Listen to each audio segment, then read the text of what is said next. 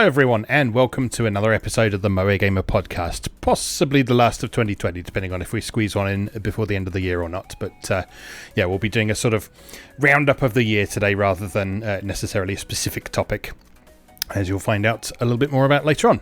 I'm Pete Davison from MoeGamer.net, and as usual, I'm joined by my good friend Chris Kasky from ckaskyart.com. That's right, isn't it? Yep, that's right. Wonderful. How's it going? Yeah, not too bad. I bought an Atari Jaguar this morning. Oh, that's interesting. Are you going to get Trevor McFur in the Crescent Galaxy? Yes, I am. Yes.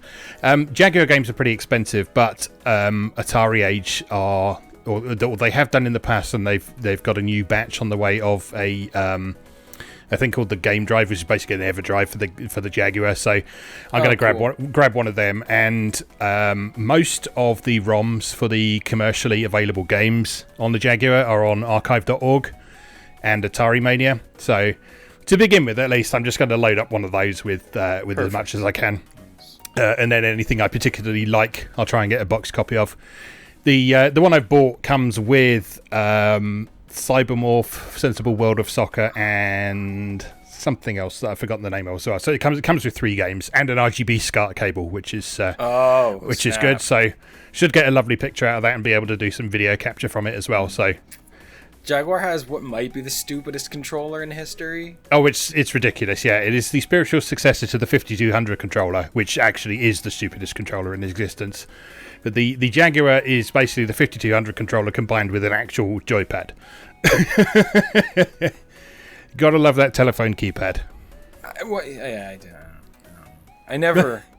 remember when I was really young, and we had past tense a line of toy stores called KB Toys in the States. Which was I'm familiar. Yeah. Essentially, KB Toys was like, they really only existed in malls.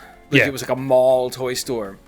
And it was basically just like, we're going to take advantage of the fact that you were in the mall. So like everything here is more expensive than it would be in a normal toy store or a department store. Just like everything was like $5 more. Like an action figure that would be $8 was like $11.99 at KB, right? Yeah. But they would also, on the flip side, liquidate shit aggressively. Like way more than like the normal toy stores would around me. So like, I remember when I was a kid, obviously didn't have a Jaguar because woe betide anyone who paid full price for a Jaguar. But I wanted every video game ever anyway. Like even if I knew it was garbage. So like I remember as a kid, and I got like a $5 a week allowance. And I remember when KB started liquidating Jaguar consoles for $19.99. Oh, wow. And the games for $4.99. Yeah. So, like, I saved up for, like, 2 months. Like, I had $40. I was going to be able to get the Jaguar and, like, 4 games. But they were gone. Like, the 2 months it took me to load up my allowance, they were sold out. It's like, that's really my only memory of the Jaguar is, like, playing, like, I don't even remember what games it was, like, on the demo units at KB Toys, like, while my mom got her hair done at the mall salon, and scrimping my $40 together over 2 months to try to buy a blowout unit. And well, I actually reviewed the Jaguar when it first released. As my brother he'd left home at the time and was working on a multi-format games magazine, and whenever he came back to visit, he would inevitably come bearing gifts or things that he borrowed from the office anyway. And one time he brought a Jaguar home with him because they had just come into the office and they'd been having a fiddle around with it and so on. So I got a chance to play with one when it was new, and then me and a friend wrote about it for Page 6 magazine, which is the old Atari magazine that my whole family basically contributed to at one point or another. So in one of the very late issues of Page 6, when it went back to being a subscription-only magazine, there is a review co-authored by me about the Atari Jaguar. So that's all very exciting. We only had one game to play with it on the time, though, which was Cybermorph, which is it's a decent game. I think the sequel Battlemorph on the Jaguar CD is supposed to be a bit better, but Yeah, Jaguar CD is insanely expensive now, but the Jaguar itself is still fairly affordable.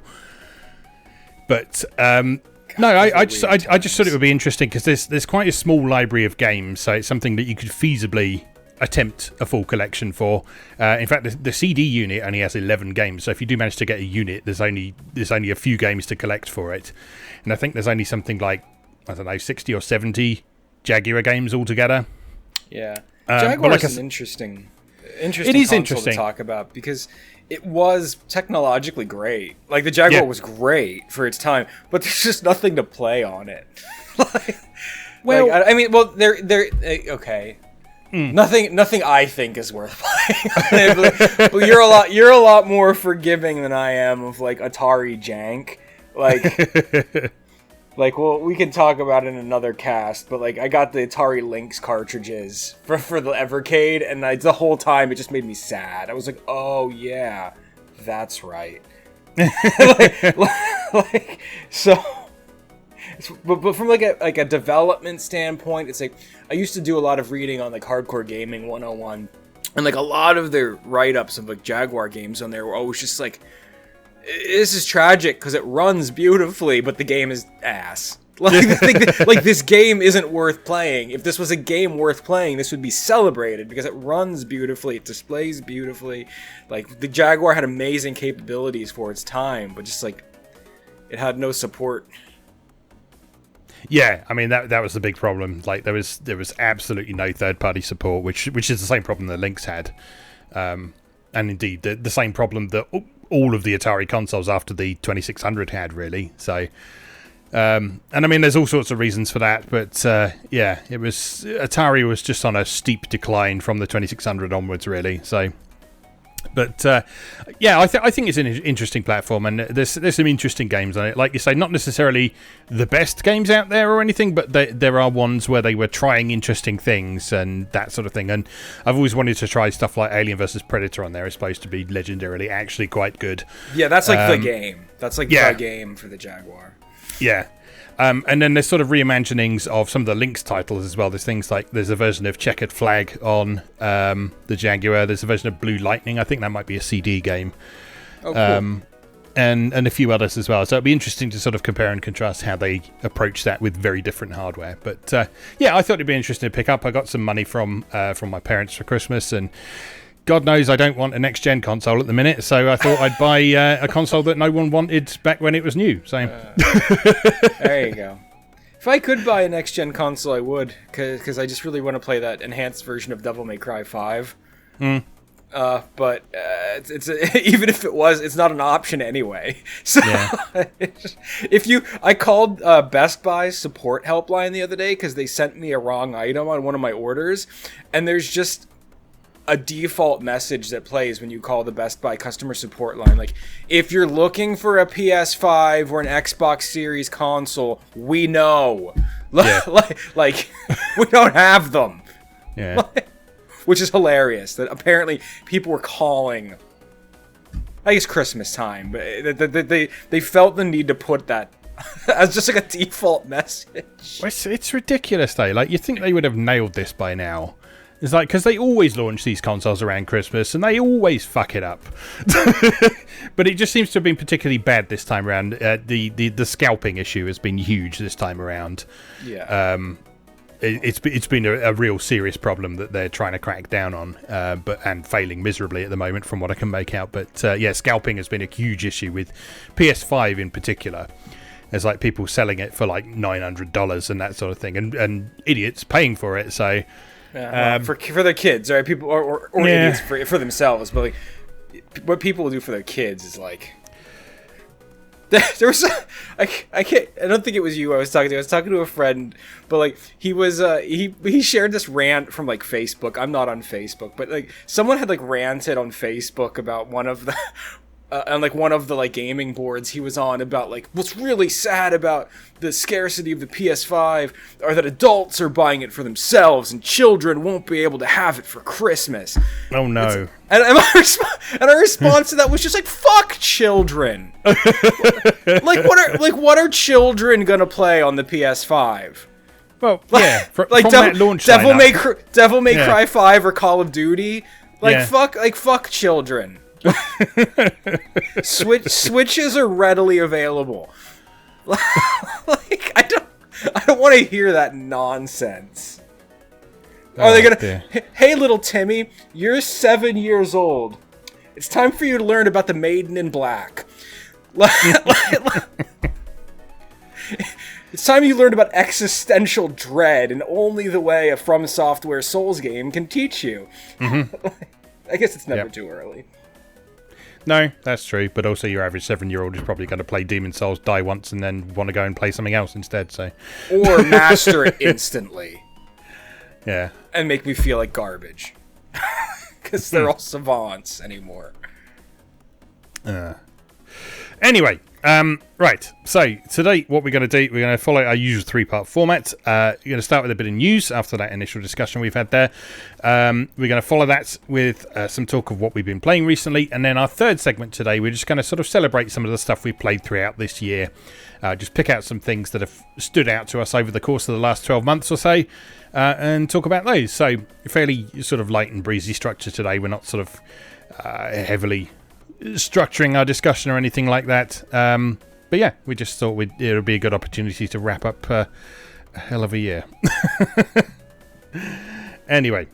It's been a good year for gaming. It has been a good year for gaming, yes. And it's been a great time to stay at home and play games. So, yes, I suppose you can say that for it, at least. Anyway, right, news headlines that we've picked out then. As always, in no particular order. We start with the news that SaGa Frontier is apparently getting a remaster. This was the 1998 PS1 RPG from the age when Europe didn't get hardly any Square Enix games. And as such, I've never played this one. I always thought this sounded really interesting, though. So I've always wanted to play it, but for one reason or another, I've never actually picked up a copy of it. So this is coming to PS4, Switch, PC, and smartphones in summer of 2021. So hopefully this won't be the usual garbage smartphone port that Square Enix does that ends up ported to other platforms. It certainly looks nice so far, and what they're doing is they are adding in an extra hero who I believe you said he was originally supposed to be incorporated into the original version, but they either didn't have time or ran out of money or whatever. So yeah, my expertise on SaGa is, as you know, limited, not unlimited, but it's my understanding that there was originally always supposed to be another hero in the original game, but like due to budget constraints and rushing and getting the game out, he was left out. But there is like, because the whole point of SaGa Frontier is that like all the characters, it's different stories. You play through each of the characters, and then their stories intertwine. Like there's moments where they intersect and meet. I think everyone's kind of familiar with it. This is how SaGa works at this point, right? Yeah. But there are threads. The threads for his story were never like edited out. Yeah. Yeah. So I mean, like I had a friend who, in like, I don't know, whatever grade we were in when like this game came out, like the 5th grade or something, was just obsessed with this game. And it was classic like recess and like lunchroom, well, I guess it's recess in 5th grade, but like lunchroom dialogue shit, or like break period study hall, like huddled in the corner with our notes on like how we think you can unlock this guy. Because the threads in the game made it so clear that like he was gonna be there somehow, and like we just had to beat the game in like under 20 hours, or we just had to like collect 1,000 of this. You know how it was back in the day when it was like magazines and internet in its infancy, was like rumors and trying to figure stuff out. Yeah, our go-to joke for that in the playground was always, you walk backward at the start and you end up at the final boss. yeah, shit like that, like water cooler shit. So yeah, if this is what I think it is, this is probably that like guy who was always rumored to be playable, and to the disappointment of many a 13-year-old, was not ever actually in the game. Yeah, so it sounds as if the new character is called Fuse. And what they've done is there are also a bunch of events that weren't implemented into one of the existing characters' story as well. So this is basically going to be a sort of definitive edition of SaGa Frontier in theory. We got high resolution backgrounds and sprites. Like I say, hopefully that doesn't mean that they give them the treatment that Final Fantasy got on its mobile ports, but we shall see. Yeah, the footage is quite nice. Yeah. So the actual SaGa ports that Square have done over the last couple of years have turned out quite nicely. So hope is pretty good for this one. Yeah, I have the SaGa 3 for Switch. Yeah, I was really happy with it. Mm-hmm. Yeah. So that's coming in summer of 2021 from the sound of things. So watch out for that then. Next up, we had an announcement that we're getting a new The World Ends With You game called Neo The World Ends With You. So this is a brand new game, again, coming in summer 2021. And so there's a teaser trailer out for that now that shows some of the new characters, new environments, the way exploration works.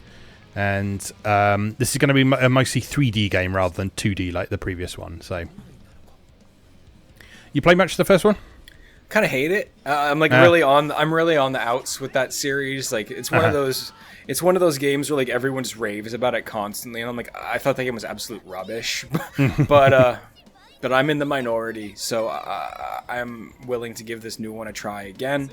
I think part of the reason I didn't like the original was because I just hate touchscreen controls so much, and it was such it relied so heavily on touchscreen controls. I just couldn't figure the combat out. Yeah. I was always really saddened by the fact that I didn't like it because visually I love it. Like I love the whole idea of it.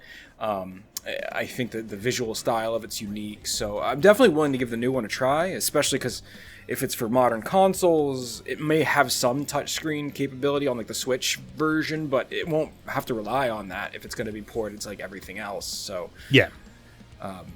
it'll definitely be worth. I'll definitely give it another try, and hopefully it's finally the opportunity for me to kind of enjoy the series again, because the idea of a stylized role-playing game with rhythm elements is delightful, and it disappoints me that I don't like the first one. Yeah. I have a copy of the first one on DS. I haven't spent a ton of time with it. I didn't hate it, but like you, I sort of found the combat a bit difficult to get to grips with, but I think it's a case of sort of spending some time with it and getting used to sort of how you can, because it was all about sort of sliding discs around and stuff, wasn't it?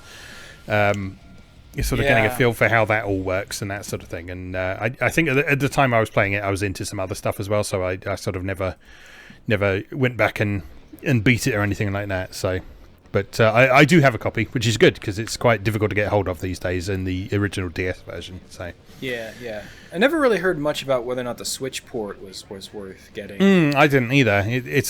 Everyone was sort of super excited about it, and then it sort of disappeared. And was like, I remember reading that like the compromises and like the stuff they had to finagle for the combat to make it work on the controller really didn't work out. Yeah. Like you're basically just doing the touchscreen stuff with the analog, from what I understand, and it's just like, that sounds like it's even less wieldy than it was on the touchscreen. So like I don't know. Yeah. Well, anyway, that is coming in summer 2021. So there's an official site up for that now, so you can find out a bit of information about it and watch a trailer and so on. Next up, Galgun Returns has had its release date set for February the 12th, 2021, and they've released the opening movie for it now as well, so you can watch that.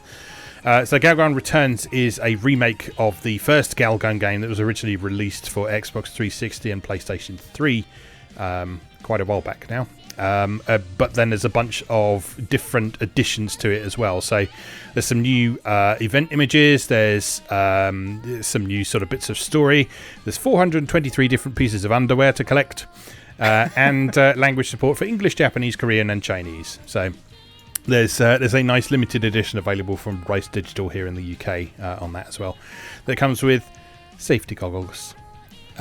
Which is actually a bra to go with the panties that came with Galgun double piece.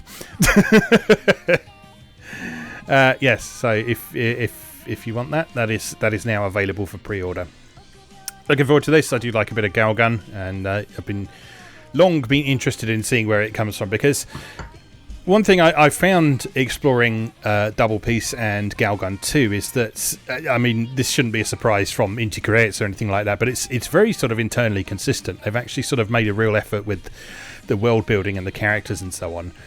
And so in Double Peace and Galgun 2, for example, there's statues of this girl all over the place who is obviously something to do with the school. And in the first game, that girl is a character, so you should find out why she's relevant and why she's got statues all over the place and that sort of thing. So, that's cool. Yeah, so I'm interested to sort of see that story where it all begins and so on, and also the additions that they've got with it. So, and also you know how much we love Inti Creates. So yeah. Clarify for me once again. Mm-hmm. So there's two, obviously self-explanatory. That's a sequel to the first one. Double Peace is like a sequel to 2? No. Double Peace is a direct sequel to the first one, and then Galgun 2 is largely unrelated to either of them. Okay. It unfolds in the same school, but I think the only returning character is Corona, the devil. Okay. The rest of the cast is original. So Galgun 2 kind of stands by itself. Okay. Whereas Double Peace is a direct follow-up to the first one. You don't need to have played the first one to understand Double Peace, but there are some references to the events of the first one. So in the same way that Bravely Default 2, the third one, is... Galgun 2 is the third one as well. Okay. That makes sense. It's actually the exact same thing. Bravely... What was the second Bravely Default called? Bravely Second, wasn't it? Yeah, Bravely Second is a direct sequel to Bravely Default. Bravely Default 2 appears to be like totally unrelated. So it's like a whole nother... Alright, that makes sense. I still gotta grab these. I don't have any of them. Mm-hmm. The Switch versions are relatively complete, aren't they? They have like a lot of the DLC and stuff on them. Most of the DLC doesn't matter, to be honest, because there's like no story content or anything particularly worthwhile. There's some costumes. Yeah. There is like I think there's like a digital bundle you can get that has all the costumes and stuff. But the physical Switch version they did, I think it might come with a couple of the costumes. It certainly doesn't come with all of them, but it comes with a couple of them. But you don't really need them anyway, because there's enough stuff in the game already to keep you busy. I'm not worried about cosmetic DLC, but the game has all the content of the game. Yeah, you know what I mean? The whole game is there. There's no game missing. It's purely cosmetic stuff that I've certainly never felt the need to download. So, okay, cool. Right, moving on. Shiren the Wanderer 5 is on the way, and it's getting physical copies handled by Limited Run. When is that happening? We don't know when the limited run copies are happening. Okay, yet. It's just come out on Switch and PC, and physical copies don't have a release window just yet, but Limited Run are working on it, so keep an eye on things there. It's worth noting a Limited Run at the minute. They've got a huge backlog of stuff at the moment due to the events of the last year, basically, and so it may be a little while before they start putting up too much new stuff. Yeah, keep an eye out as always, and expect it when you see it, as with most of the limited run stuff. Yeah, I mean they are continuing to take pre-orders for new. Yeah, for new that's stuff. true. Actually, next Friday they're putting up Rivals of Aether, which I'm gonna grab, and I certainly encourage any of our listeners who are on the Discord to grab that too, because it'll be a great game for online multiplayer. Yeah, which is always nice. Rivals of Aether. I don't know if anyone's familiar with it. It's basically a 16-bit take on Smash Brothers. Okay, yeah. So it's like basically Smash Brothers like distilled to its like basest elements, with all the bombast and items and like crazy nonsense stripped out. And it's 16-bit, and it's got really solid mechanics. It's got indie guest characters. It has Ori from the Ori and the Blind Forest, whatever. Oh, okay. Yeah. Series and Shovel Knight. But the rest is just unique proprietary characters. But it's really worth checking out, and I'm going to be grabbing it when they put it up next week. And I'd love to be able to get a good online community together for it. Yeah, good stuff. All right. Continuing on, the BIT.TRIP series, which has been on all sorts of platforms at this point, is coming to Switch on Christmas Day, from the sound of things, for $4.99 each. So there's how many games in there? 1, 2, 3, 4, 5, 6 games for $4.99 each. So those will be available on the eShop from Christmas Day. No word on any sort of physical release as yet, but as with a lot of stuff like this, I'd be quite surprised if we didn't see at least a limited run release of this at some point. Yeah, I mean, you can physically get all of these games already, but it's just like on the PS4, you can get all, like, the limited run did a release of exactly this in one package, all 6 of these. So that exists. These are great games, and they're perfect for the Switch, especially in handheld mode. So yeah, it's exciting. These are really fun, experimental little games, and I highly recommend all of them. Yeah, I've only played a couple of them. I think I've played Beat and Runner. I think I've not played many of the others. But yeah, they've got a lovely sort of lo-fi pixel art style, great music, really interesting mechanics, and like you say, really really cool experimental games. So well worth a look. Moving on, Cuphead's DLC, The Delicious Last Course, has been delayed from its previous window, which was out by the end of this year, and it's been delayed to 2021. And basically, they weren't happy with how it was going due to sort of the challenges of working remotely and that sort of thing. So, they just pushed it back so they can make it as good as it will possibly be. So, no specific date yet, but it's just going to be next year sometime. Yeah, and this is, of course, significant because this also is going to delay the physical release, because they've said the physical release is going to include this. Yes. So that's why this is important to me, because God damn it, I want to own Cuphead. But ever since they promised the physical, I haven't committed because I knew it was coming. But yeah.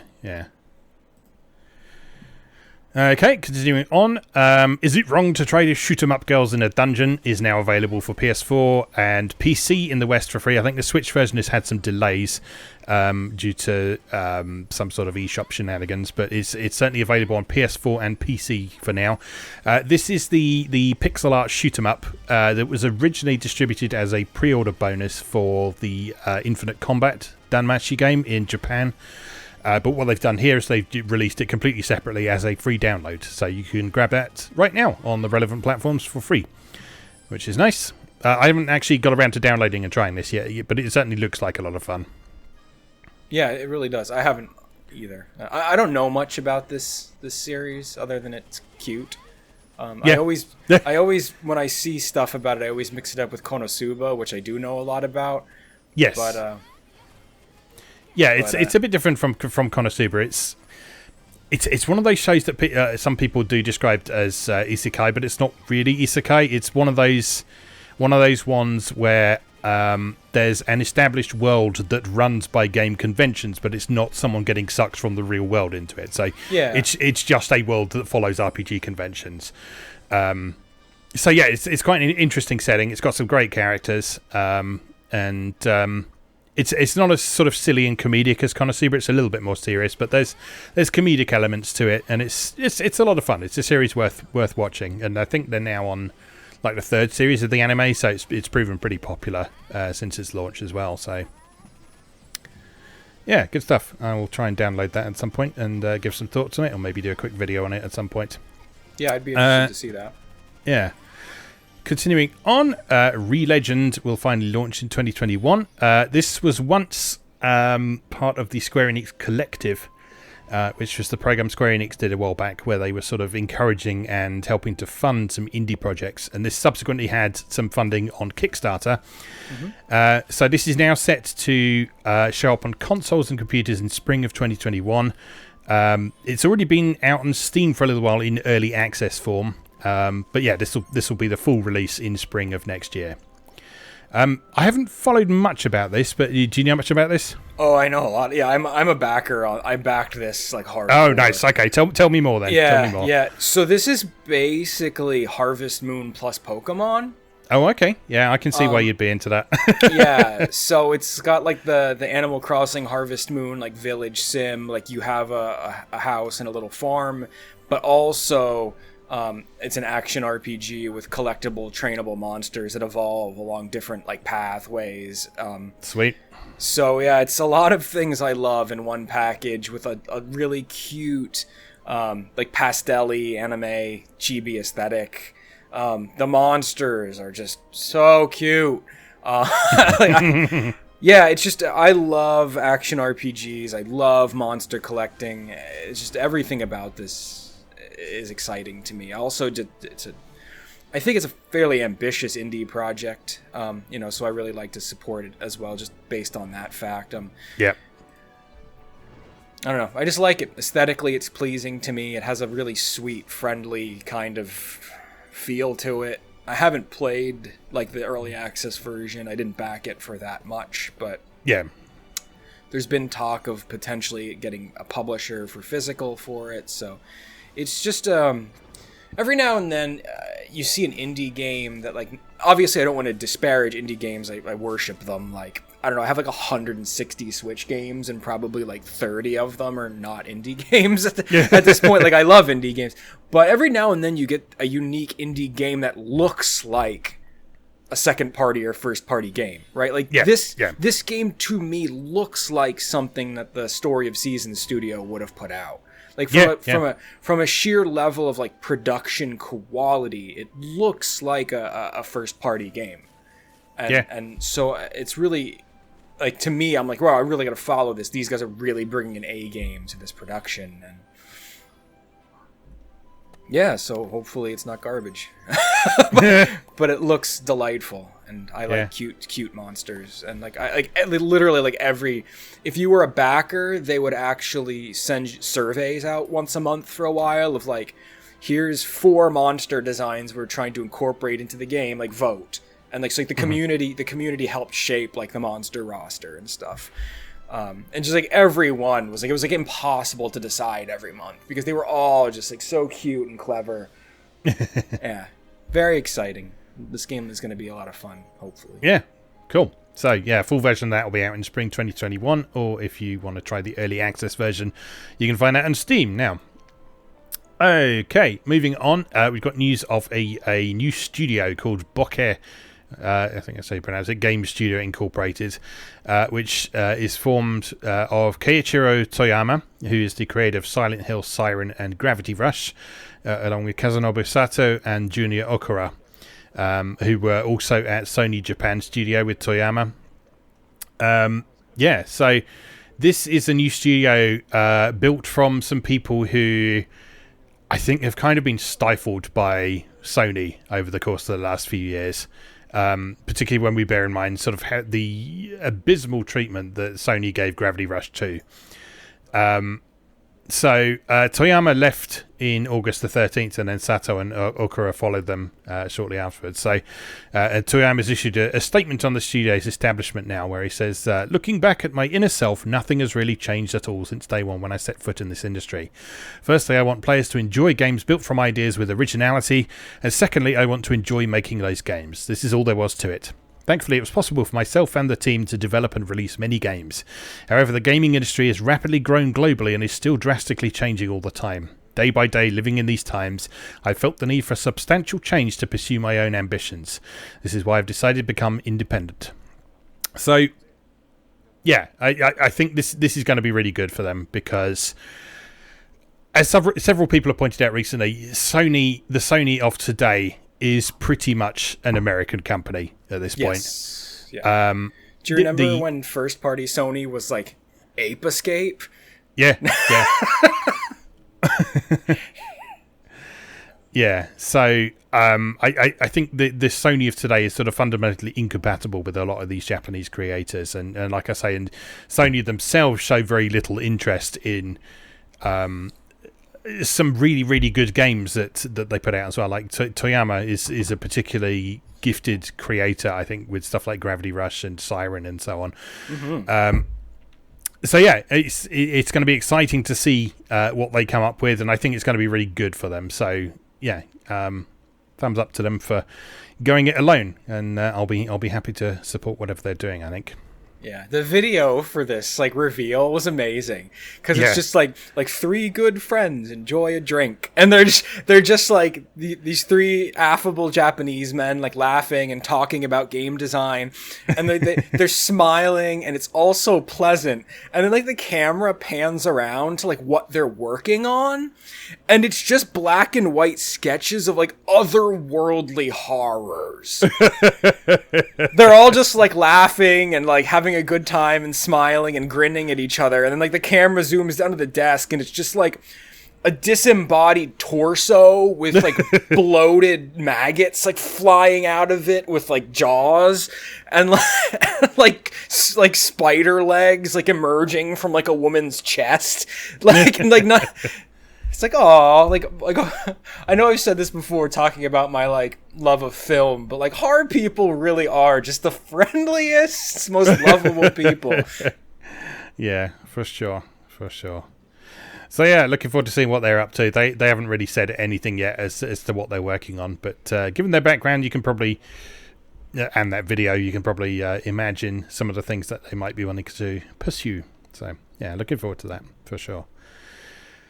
Okay, next piece of news is a new, quote, Neptunia game on the way, which is Neptunia Reverse for PlayStation 5. This is coming in 2021. This was originally called Go Jigen Game Neptune Reverse in Japan, and is due out on December the 17th in Japan. And it's basically another updated and enhanced version of the first Neptunia game. So it's making use of the newer engines that they've been using. You can now use 4 characters in battle instead of 3. There's an arrange mode where there's 20 characters you can choose from right from the beginning of the game, rather than having predefined party lineups based on the story. There's a fishing mini game. So it sounds like they've added a fair bit to Rebirth 1. And the nice thing about this for Europeans as well is that Rebirth 1 never got a physical release over here on Vita. Rebirth 2 and 3 did, but the first one didn't. So this will be an opportunity for Europeans to own a physical copy of a version of the first Neptunia game. I really hope they do this for 2 and 3 as well. I never got a chance to grab Rebirth 2 and 3, and I don't really feel like going back and getting them on the Vita right now, especially for the prices they're demanding on the secondhand market. So... yeah, but the thing with Rebirth 2 and 3 is because Neptunia Mark 2 and Neptunia Victory were already kind of considerably enhanced over the first Neptunia game. The sort of enhancements to the Vita versions were considerably less than Rebirth 1. Rebirth 1 is a complete rebuild of the first game using a completely different engine, whereas Rebirth 2 and 3 are basically just sort of enhanced ports of the PS3 versions. Whereas if they do Reverse 2 and Reverse 3, this will presumably be a nice jump forward for those ones as well. So, yeah, hopefully we see those as well, and that might actually get me to buy a PS5. So, so you can run a game on it that looks like it was for the PS4. Yep, exactly. Gotta love it. All right, moving on. King of Fighters 15 is on the way, and we've got an announcement of an announcement. There's a trailer coming on January the 7th, and there's a short teaser trailer now. So, yeah, that's about all there is to say at the minute. But I'm just an SNK head, everyone knows, so I had to throw that in there. It's exciting. Yeah, so they've shown a few sort of character sketches up until now and this brief teaser trailer, but that's about it. The other thing they've said is that teams will be composed a bit differently in King of Fighters 15, but they don't really say what that means. So, like I say, very limited information on that, but check back on January the 7th of 2021 for the full reveal trailer. Okay, next up, Swery65's upcoming game, The Good Life, will be released in summer 2021, and he's got a publisher now called the Irregular Corporation, who I haven't heard of before, but yeah, he certainly seemed very pleased on Twitter to actually have a publisher for this now as well. So if you're not familiar with this is a game where you play a New York journalist who moves to a sort of rural English town, and you explore and you interact with the inhabitants and you take photographs, and all that sort of thing. So this sounds like potentially a really interesting game, and it almost certainly has that trademark sweary weirdness in there somewhere. So yeah, I've been looking forward to this. This was a Kickstarter project at one point. I didn't actually back this one on Kickstarter, but certainly interested to see how this ends up. You can turn into a cat. Yes. Among other things, like I say, sweary weirdness. Couple of other things coming up. Persona 5 Strikers, which is the game formerly known as Persona 5 Scramble, is coming west for PlayStation 4, Switch, and PC on February the 23rd. This was actually spotted a little bit early prior to Atlas officially announcing it, but there was an unlisted YouTube video that people managed to track down. And this is the Omega Force developed action RPG in the series, so Persona Warriors, if you will. Looks like a lot of fun. A lot of people were thinking that this wasn't going to get localized, and I don't know why, because, come on, Persona 5. Like, seriously? Yeah, there's no question with SMT games anymore. Yeah, exactly. Or Omega Force developed games anymore. Yeah. Like, silly. Yeah. But anyway, this is set to come out for PS4, Switch, and PC on February the 23rd, from the look of things. Gotta play the shit out of it. Yes. Persona plus Muso. That is going to be a lot of fun. I don't know. God knows. I don't know how. I haven't read much about the Japanese version, how it plays. Like, if the monster collecting elements are entwined with the Muso in any way, I don't know how that works. But it could be I can see that working. It would probably sort of take the place of like weapon collecting and stuff, wouldn't it? Yeah, I imagine. Yeah, probably in a similar sense. But that would really just scratch a number of itches. Yes. I'm looking forward to that. So, not long to wait for that now. So that's good. Next up, you sent me an excited message the other night about a shoot 'em up called Habroxia 2.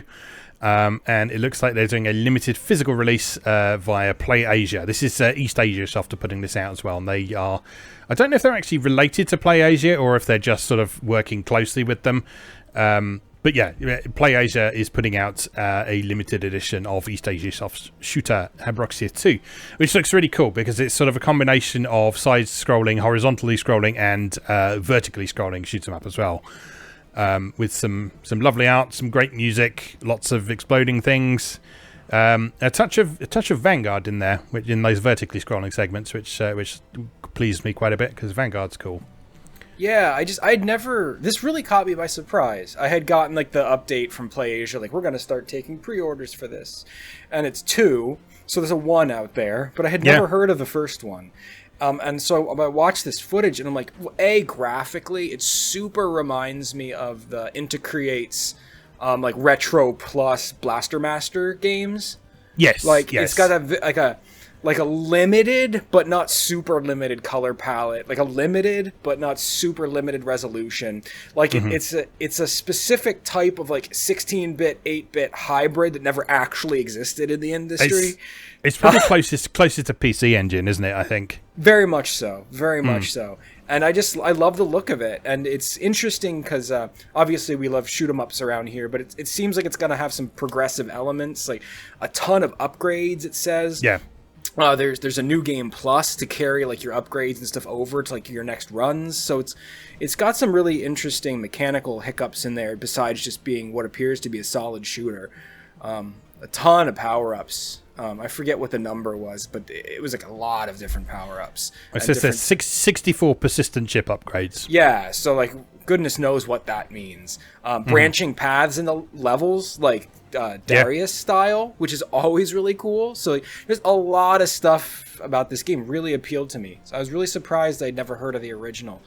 But I think this pre-order is going to be up for the next couple weeks, and it's a really nice package. Comes with the soundtrack, on disc, which is really cool. So yeah, I'm definitely going to be jumping on board with this.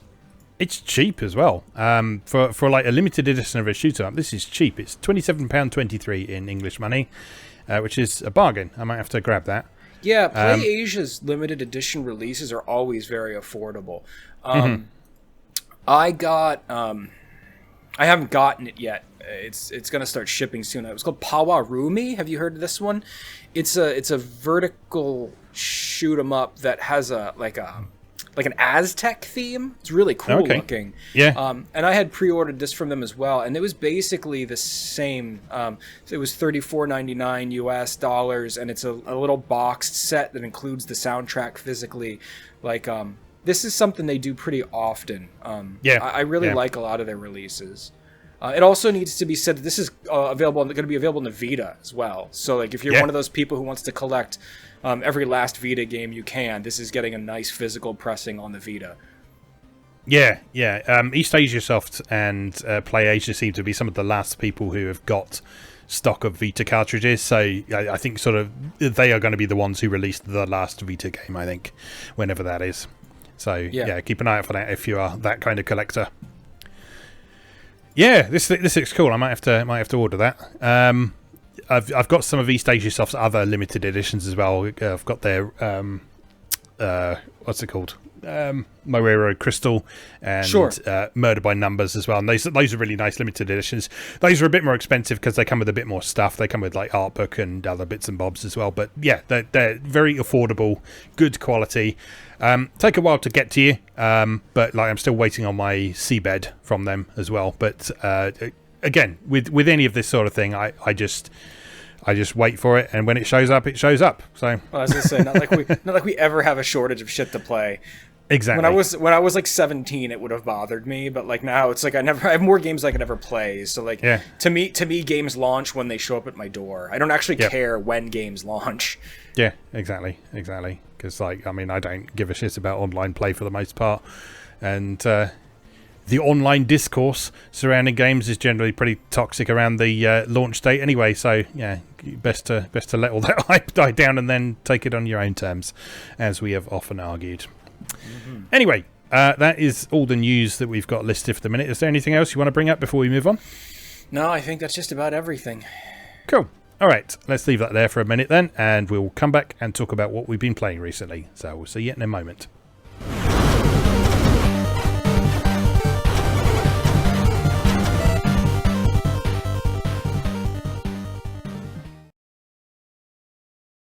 Welcome back. For our second segment, we're going to talk about what we've been playing recently. So, what have you been up to, Chris?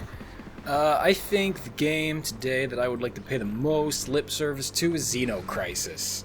Already? Yep. Yeah, so I was reminded of my love of Xeno Crisis when I was watching your fresh video you put up about Tanglewood. Yes. Because Tanglewood and Xeno Crisis are featured together on a paired cartridge for the Evercade. And I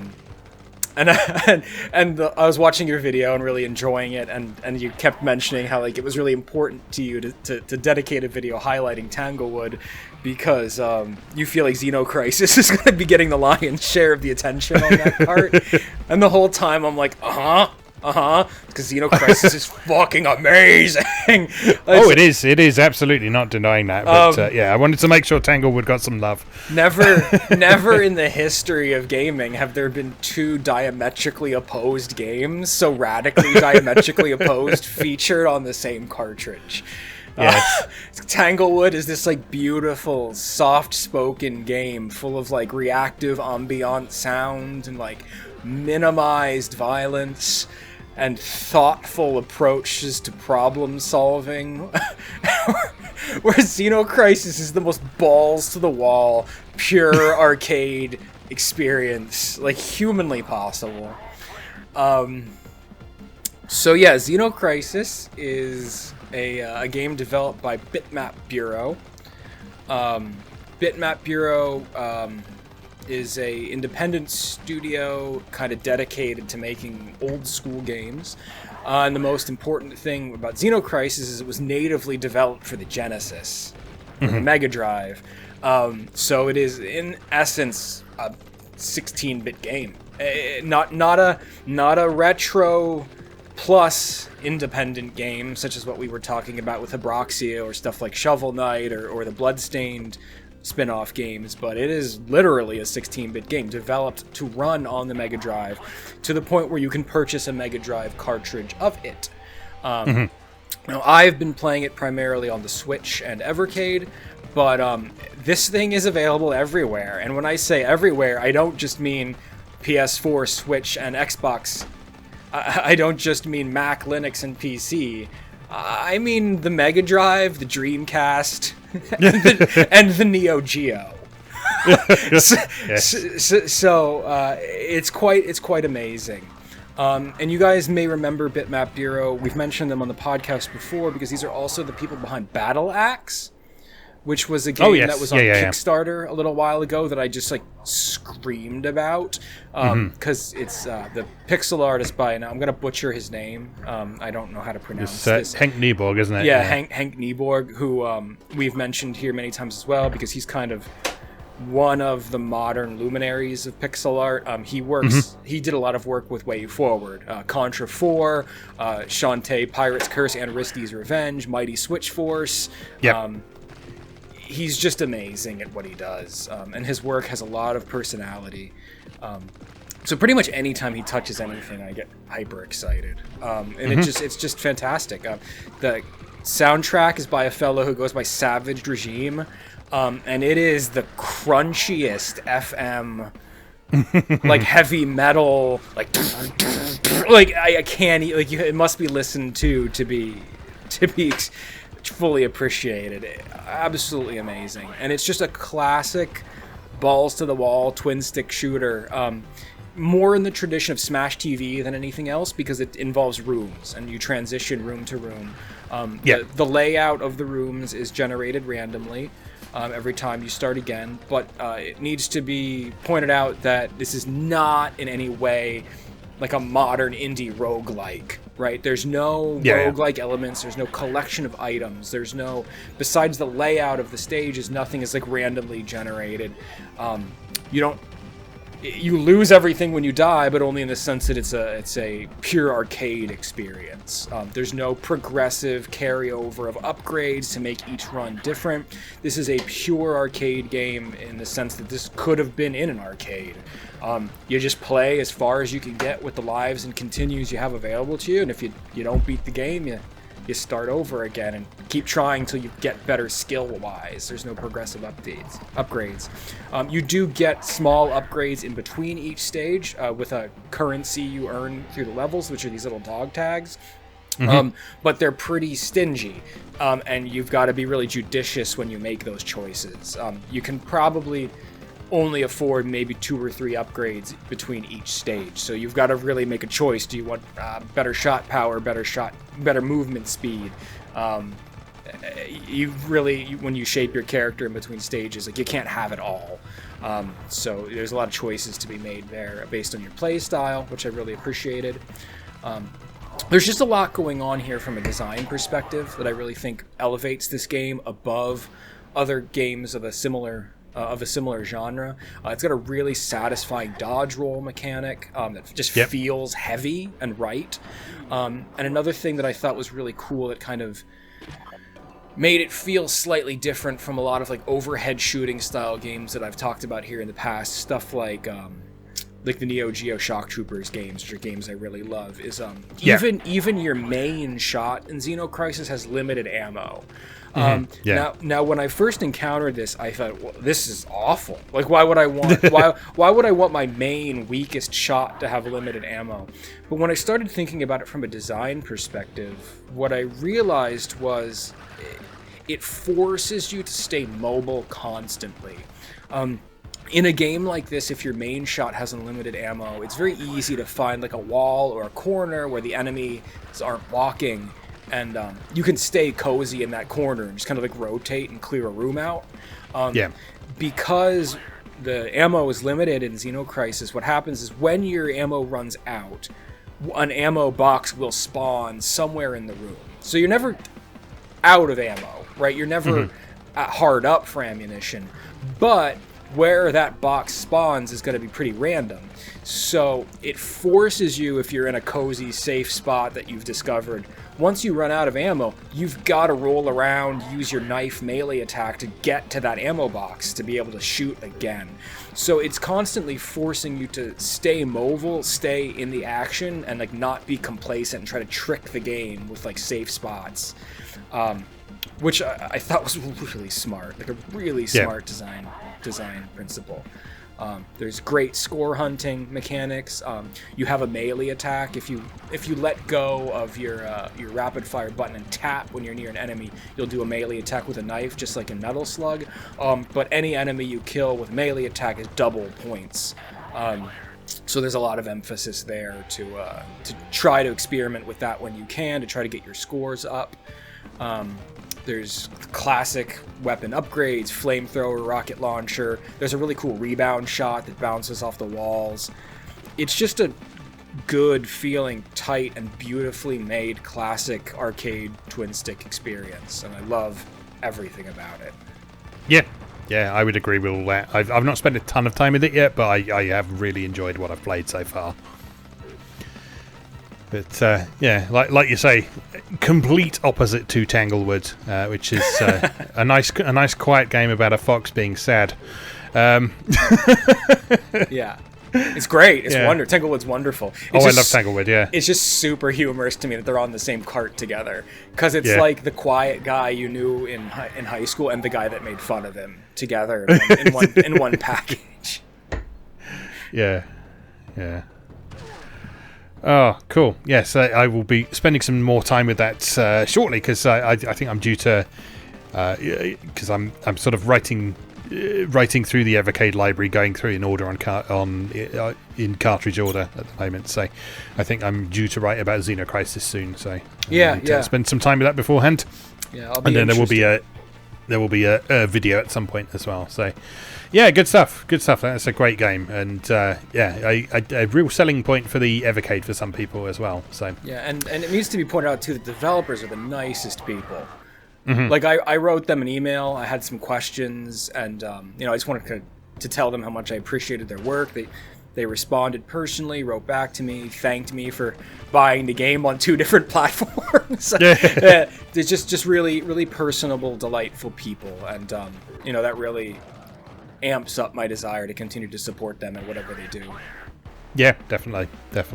It's nice when developers like that who have a bit of a success story, they manage to sort of remain humble and modest about what they've done as well. Yeah, that's always really nice to see.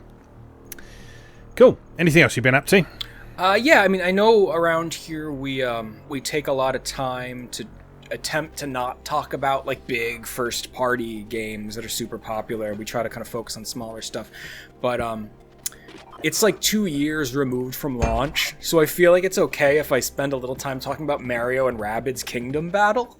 I think that's absolutely fine. I don't think that was a particularly mainstream game in the first place. So it was Ubisoft and Nintendo together, right? It's pretty, but I feel like the thing that breaks our normal emphasis to talk about small games is we always want to talk about games that are super interesting from a design perspective. I recently finally picked up a copy of this because I had been holding out for a while to see if there would be a complete edition with the Donkey Kong DLC together on the cart. Then when I found out that the PAL region did get a complete edition, but then the PAL region's complete edition was just the regular game with a code card in the box.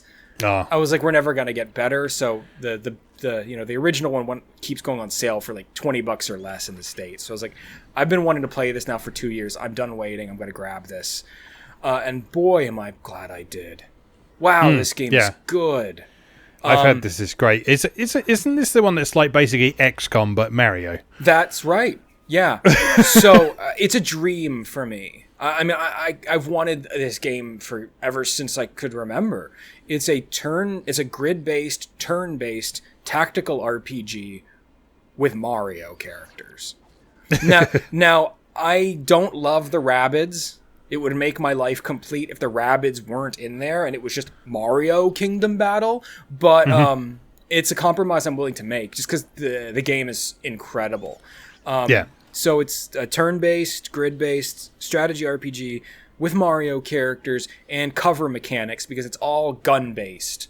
You get like little Mega Man, like goofy toy-looking guns, and you shoot at each other over destructible cover. But it's designed so cleverly.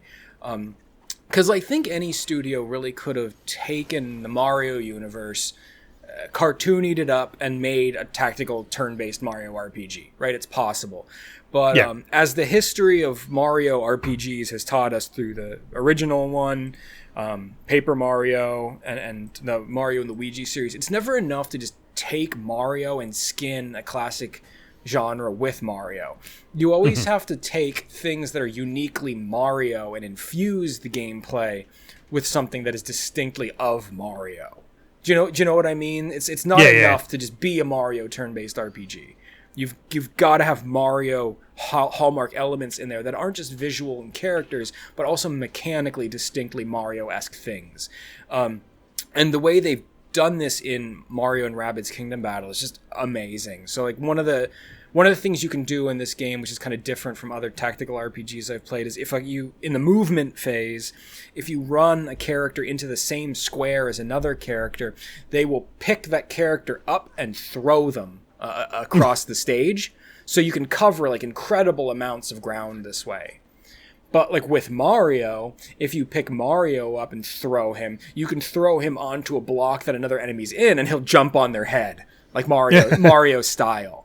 So it's just little stuff like this that feels so distinctly Mario into what is a very solid, fun, kind of entry-level my first tactical RPG.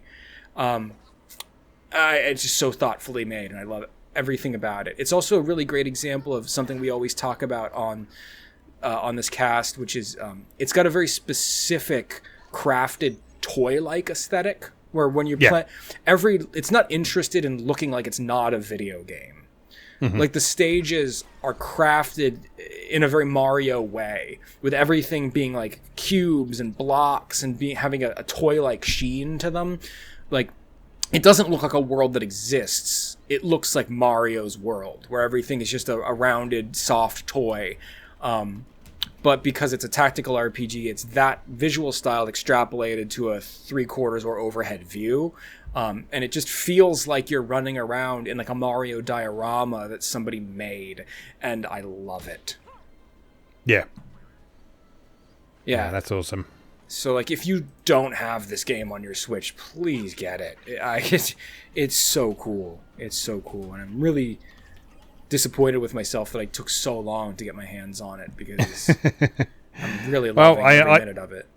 I understand. I mean, you do want a complete edition where possible, don't you? So, yeah, it's just a shame that it doesn't look like one exists in quite the form we want it. But, well, did you pick up the DLC as well? I got the game so cheaply that I do plan on getting the DLC.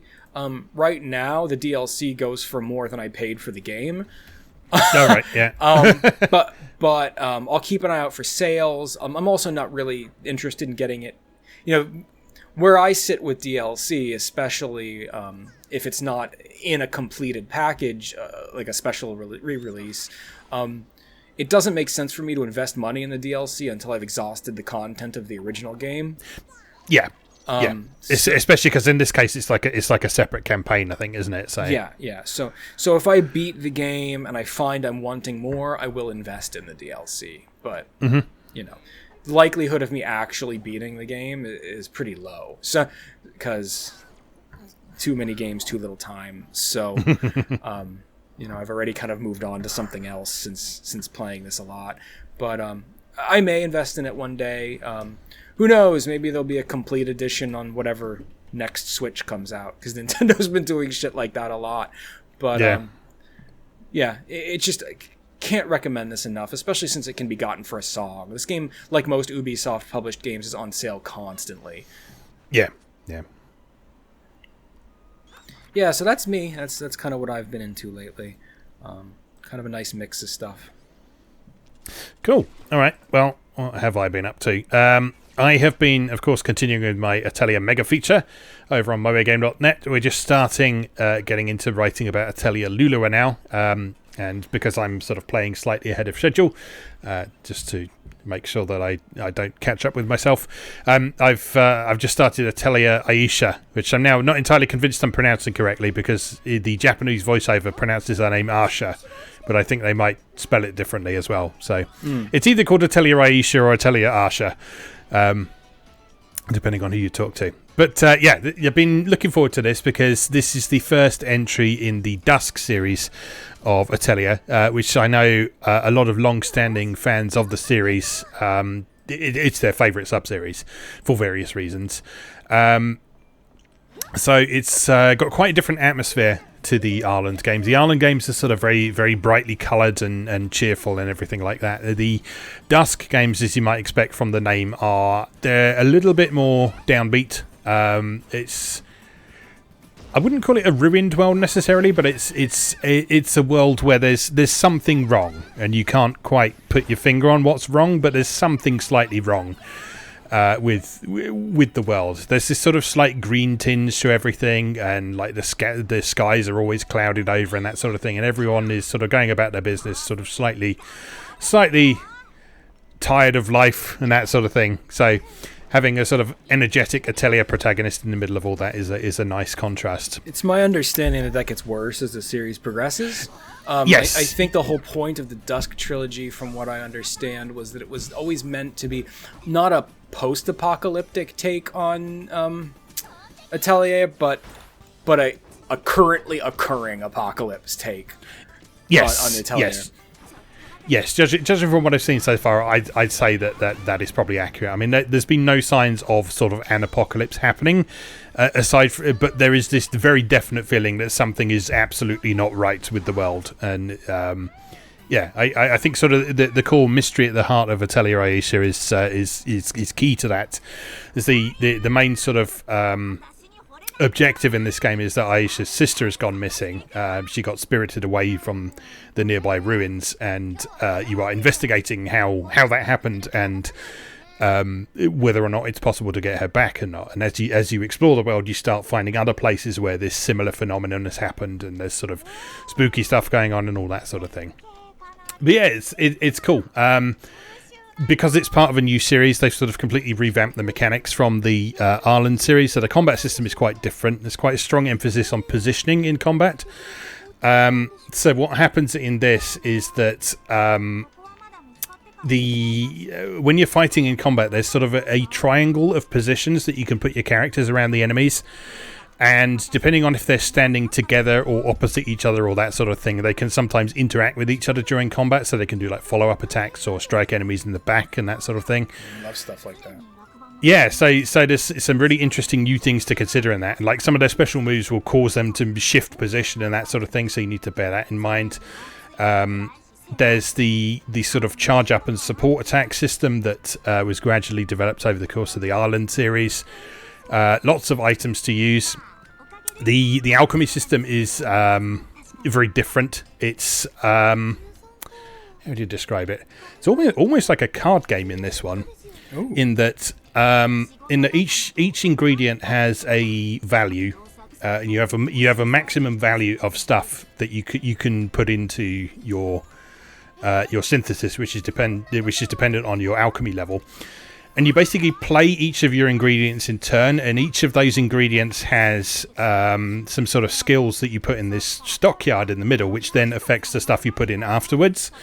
So there's a very strong emphasis on sort of playing stuff in the right order and thinking about the way these different ingredients will interact with each other and the effect that will have on the final product. So yeah, it's really interesting. It's very different to how the Ireland series did things, and it's one of those things that sort of initially looks quite daunting, because when you first start playing the game, it does all that automatically for you, and you sort of like, what the hell's going on?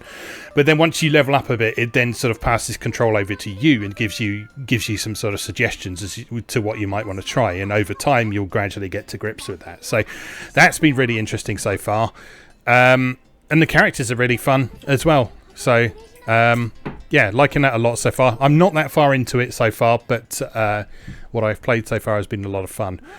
As I say, this is these three games are sort of a long-standing favourite of Atelier fans, particularly Ayesha and Logi, which is the second one. So yeah, looking forward to exploring those. And Atelier Shally, I think, is the one where they abandoned the time limit completely as well. Woo-hoo. So that one will probably be of particular interest to you. But plus the girls are adorable. The Shally girls are like, oh god, I can't even. I remember when the promotional materials for Shally first came out.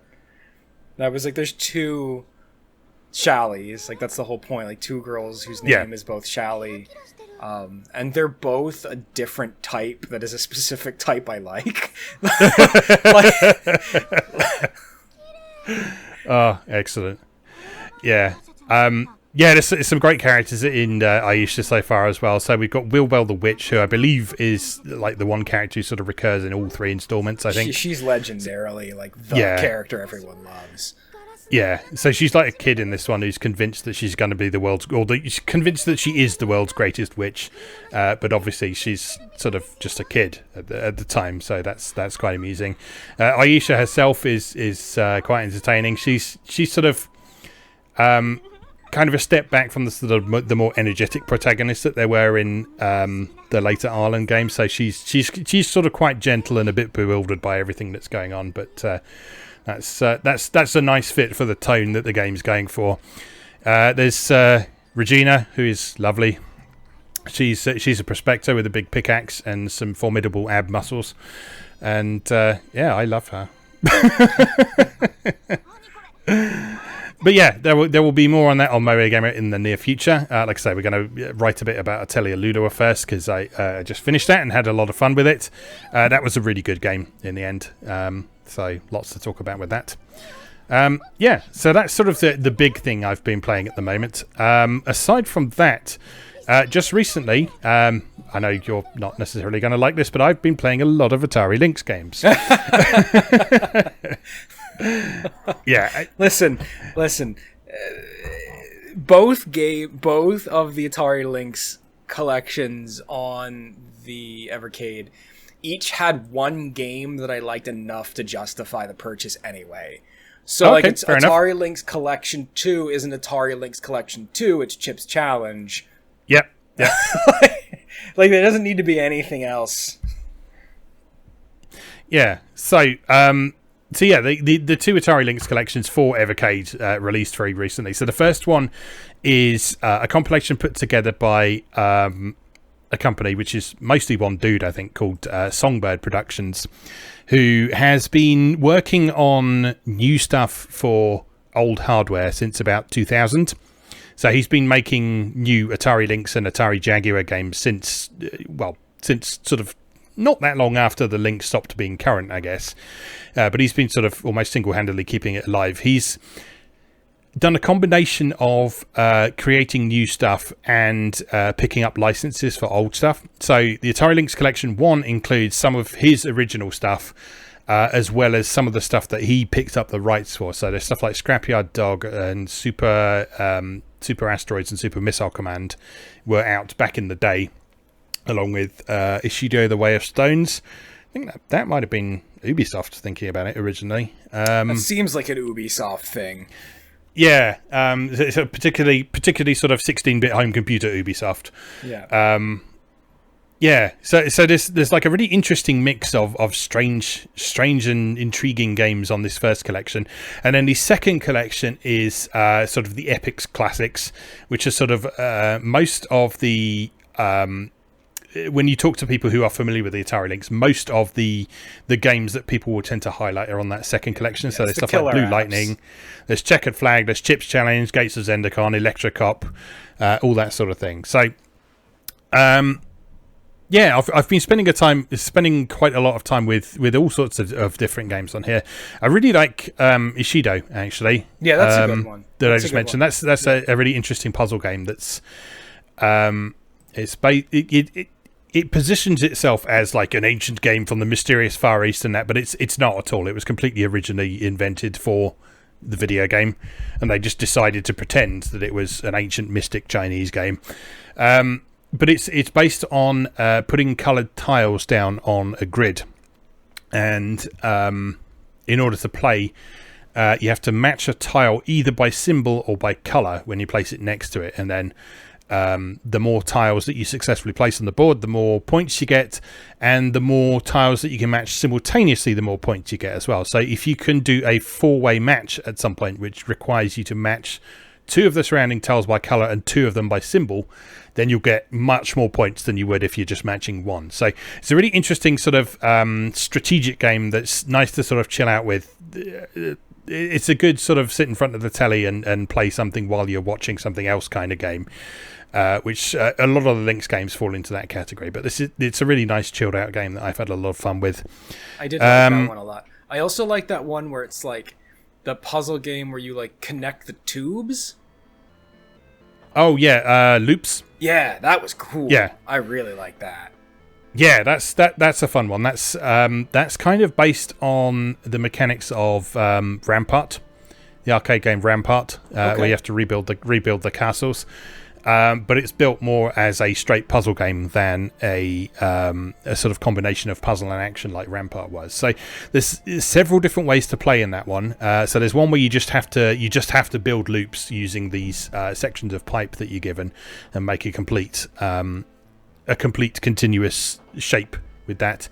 Then there's an incredibly stressful mode where it gives you a shape at the beginning and then it just removes bits of it, and then it gives you quite a tight time limit and the pieces you need to fill in those gaps. And for some reason, that is one of the most stressful puzzle games I've ever played. I don't think I've tried that mode yet. Yeah, I can't remember the name of it offhand, but yeah, I just tried it, and like halfway through, I was like, oh my god, this is. I wasn't entirely sure if it was a pleasant experience or not, but it was certainly an interesting feeling to have while playing a puzzle game, just because sort of the kind of sensation you get while it's removing these pieces at the beginning. You look at it and you think, I should remember what that is, and then you almost immediately forget what was there. You're just like, shit. I found the original mode fairly stressful, but because you have a time limit to place each piece, or you get dinged with basically like a life. You have like lives. Yeah. And if you don't place the piece you have within that time limit, you lose one of those lives. So like you can't think about what you're doing. You have to like instinctively You gotta instinctively lay that pipe, son. So don't think about it, just lay that pipe. So it's really, it can be very stressful, but as we've often talked about with our love of puzzle games, like, that's also lovely. Yeah. So, and I've been enjoying revisiting some games that I played a lot back in the day as well. So, like, Checkered Flag is a really good example of a sort of really classic style vanishing point racer.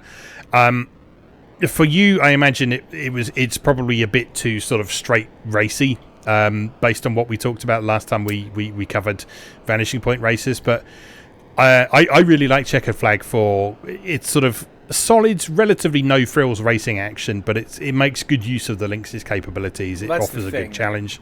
Many of the games I played on on these collections, especially on the Epic, more so in the Epic's collection than the collection one. But even the ones that I found mechanically were not worth playing as games are unbelievably impressive visually. Yeah. I can't get over Checkered Flag. Yeah. Like what it looks like, how it performs. Same with Blue Lightning. Like I can't fathom that these were handheld games when they came out. Mm-hmm. Yeah, Blue Lightning is actually one I never played back in the day, but I was always curious to. But sort of playing it now, I was actually still blown away by what it's doing, because it's for the unfamiliar, the Lynx had hardware sprite scaling, but it didn't have sprite rotation, and it didn't have sort of any kind of true 3D capabilities other than what they programmed into software. So seeing what Blue Lightning's doing, which is having sort of textured ground effects and sort of making clever use of sprites to create the illusion of like undulations and canyons and that sort of thing. The sense of altitude as you go up and down, as you ascend into the clouds and descend down towards the ground and that sort of thing. It's really impressive. Like I'm blown away by that now, let alone how I would have felt about it if I played it back in the day. Yeah. So I just find myself, I'm like in that constant struggle where I'm like, I'm not actually enjoying playing this as a game, but I'm enjoying like historically experiencing the technology and like how impressive this game is from a technical standpoint. Yeah. And that's kind of where I was with Checkered Flag as well. Like, I was floored by it, but I wasn't having fun playing it. Yeah, absolutely. And I think so. I think how you respond to these Lynx games in particular is going to partly depend on how much sort of affinity you have for them in the first place. So like, these two cartridges are some of my favourite releases of the whole year because I grew up with the Lynx and because I remember all these games and because I remember enjoying them, and revisiting these has just been such a wonderful experience for me. If you didn't grow up with those in the first place, then you don't necessarily have that attachment. You can just judge them on sort of what you know of the time period and your immediate reaction to them as well. So yeah. As I say, it's everyone's kind of response to these games is going to vary a bit, but I've been having an absolute blast with these. Yeah, and I have too in that historical way, like because I never had a Lynx growing up, so like having them has been great. Like to be able to experience these games and like the breadth of experience that was available in the Lynx that I never really knew about. So like there were games where I was floored by. Like I loved Ishido, I loved Loops, like we talked about. I loved Chip's Challenge. Like I found enough on each cart to really be thankful I had the carts. Like games I would come back to play again and again. Just like any of the carts on the Evercade, right? There were games I didn't like and there were games I liked. That's the beauty of these massive collections existing. Yeah. But then there were games that I played like Scrapyard Dog that I was like, why would anyone voluntarily play this? like there are those games, but then there were games, that I understood and can't wait to play again. Yeah. Scrapyard Dog's kind of interesting. I've got an upcoming Evercade A to Z video on this, but Scrapyard Dog is quite interesting because I remember back in the day when it was first released, I remember it getting panned in reviews. In the UK specifically, I remember the magazines I was reading, they reviewed Scrapyard Dog and they hated it. Doing some research and looking into it more recently, it seems that it's actually quite a fondly regarded game. So, like, you look back at reviews there were some reviews from, like, IGN and GamePro and stuff. They all really liked it. And so I've been sort of operating on the assumption that Scrapyard Dog is a pile of crap that no one would ever like whatsoever. And obviously you've had that reaction to it, which is fine. But I've actually found myself quite enjoying it and exploring it and finding some of its secrets and stuff. This is specifically one that I remember not picking up back in the day because of the bad reviews, and revisiting it today I found a lot to like in there. So yeah, so I found that one specifically quite interesting. Well, that's the beauty of the Evercade, right? Like a low cost of entry and access to stuff you never thought you'd ever get an opportunity to play. Yeah, and low risk as well, like you say. I mean, there's 17 games on that Atari Lynx 1 collection. So, like, as long as you find at least one you have fun with, you've got your money's worth, really. So exactly. From a slightly different perspective, Super Asteroids and Super Missile Command is one that I didn't pick up back in the day because I thought, oh, well, I've played Asteroids and Missile Command on at least 3 different platforms by this point. Why would I want to play it on the Lynx as well? But I booted up Super Missile Command last night, and that is super fun. Yeah. Because it's Missile Command but with an upgrade system. So like you at the end of every 4 stages, you can spend the money that you earn from successful stages on upgrading your missiles and getting special weapons. And any game where there is a weapon just called Armageddon is something I have a lot of time for. And indeed, Armageddon is you just launch a missile and just this massive explosion rocks the whole screen and clears everything off it. It's a lot of fun. How many Super versions of Asteroids are there on the Evercade now? There are at least 3, I think. Yeah. There's a 2600 one, the 7800 one, and the Lynx one now, I think. So, yeah, at least 3, and all slightly different, which is interesting. That's awesome. I love Asteroids. I grew up playing Asteroids. Like I had a 2600 as a kid, and my mom loved Asteroids. So, like Asteroids was something like my mom and I would play together on like a Sunday afternoon. Like they chase and score with each other. So I have an extreme fondness for Asteroids. Asteroids is one of those games that brings up a point that I've mentioned a few times recently, which is unlike what we have today, where you get a game on different platforms and it's the same on all those platforms, Asteroids is one of the strongest examples of different platforms having very different versions of the same game. So if you play the 2600 version of Asteroids, it's very different to the 7800 version. It's very different to the 5200 version. It's very different to the Lynx version. They're all still recognizably Asteroids. It still has that sort of recognizable core mechanics, but they each have their own distinctive features that make them all worth playing for one reason or another. One thing I do want to try that I've never had the opportunity to do is the 5200 version, which is on Atari Flashback Classics. There's a 4-player mode in that, a simultaneous 4-player mode, which just sounds like absolute chaos, and that is a lot of fun. But I never had the chance to try that yet, but one day when we can actually see real people again. Yeah, so that's mostly what I've been spending my time with. So those Lynx carts have barely left my Evercade since I got them, so I've been having a lot of fun with them. And the rest of the time, Electrocop to me.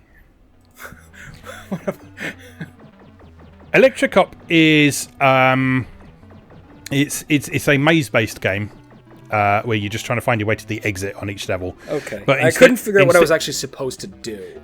Yeah, all you're trying to it's just a maze game. You're trying to find your way to the exit point of each level, but sometimes that is behind locked doors. So a big part of Electrocop is getting through these locked doors, and you do that by making use of you've got these software packages installed that you can use on the terminals next to the doors. And so there's one you can use to crack the security code on the door. There's one you can use to, I think, freeze all the enemies. And then you can get information about the enemies and about the level and about the weapons and stuff as well. Oh, there are 4 versions of Asteroids on the Evercade because there's one in Electrocop as well. I was going to say, how does Electrocop have games in Electrocop? That blew my freaking mind. Yeah, but that's all Electrocop is. It's a maze game, but it's presented from this sort of third-person perspective rather than a top-down perspective. Because Electrocop is cool as shit and super impressive, and like I want to like Electrocop, but I just couldn't figure out what the expectation of me was. Like I couldn't figure out what the game's language, like what I was supposed to be doing was, aside from like running around getting hit by stuff I couldn't see, and then losing my weapons because your weapons take damage when you take damage, and I would just get angry. But like it's one of those games that I want to figure out how to play because it's so unique and interesting. Yeah, definitely. It's mostly about sort of spotting enemy patterns so you can deal with them. And most of the enemies sort of walk from left to right, so what you want to try and do is use the Z-axis to kind of get behind or in front of them and shoot them from there. Because they can't get you when you do that. But that involves sort of recognizing their movement patterns, where they're coming from and that sort of thing. It's one of those games where it's quite helpful to sort of play a few times and kind of memorize the levels, because that way you can also do things like you can memorize the door codes or write down the door codes as well and romp through the whole thing a lot quicker. Because the whole thing's on a time limit as well. If you want, I don't know anyone who's finished Electrocop, but you've got like an hour to finish the whole game or something like that. Oh, jeez. So I suspect if you want to finish it properly, then you will need to sort of take the time to memorize the game rather than sort of stumbling around, running around in circles.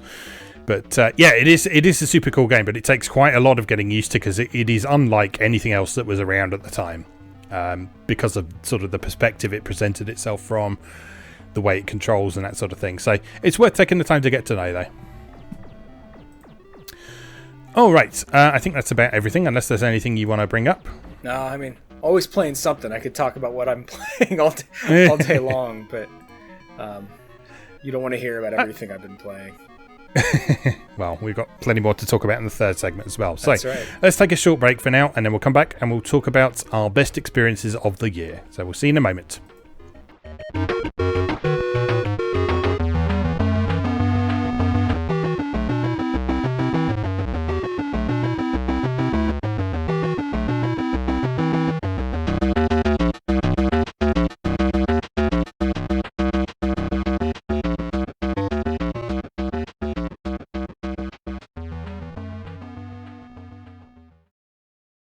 Welcome back. For our third segment, we wanted to talk about some of our favourite experiences that we've had in the last year. So, as always, when we do this isn't necessarily stuff that came out this year, but it's just stuff that we've spent a decent amount of time with this year. So, no real sort of structure or order to any of these. We just want to celebrate a few games that we found particularly interesting or noteworthy for one reason or another. So, you want to kick us off, Chris? What have you got for us? Yeah, my game of the year.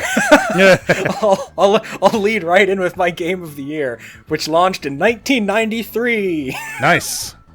Pac-Attack. Oh, yes. Pac-Attack, which is available on the Evercade Namco Museum Collection number 2. I had never played this game before. I did not know this game exists.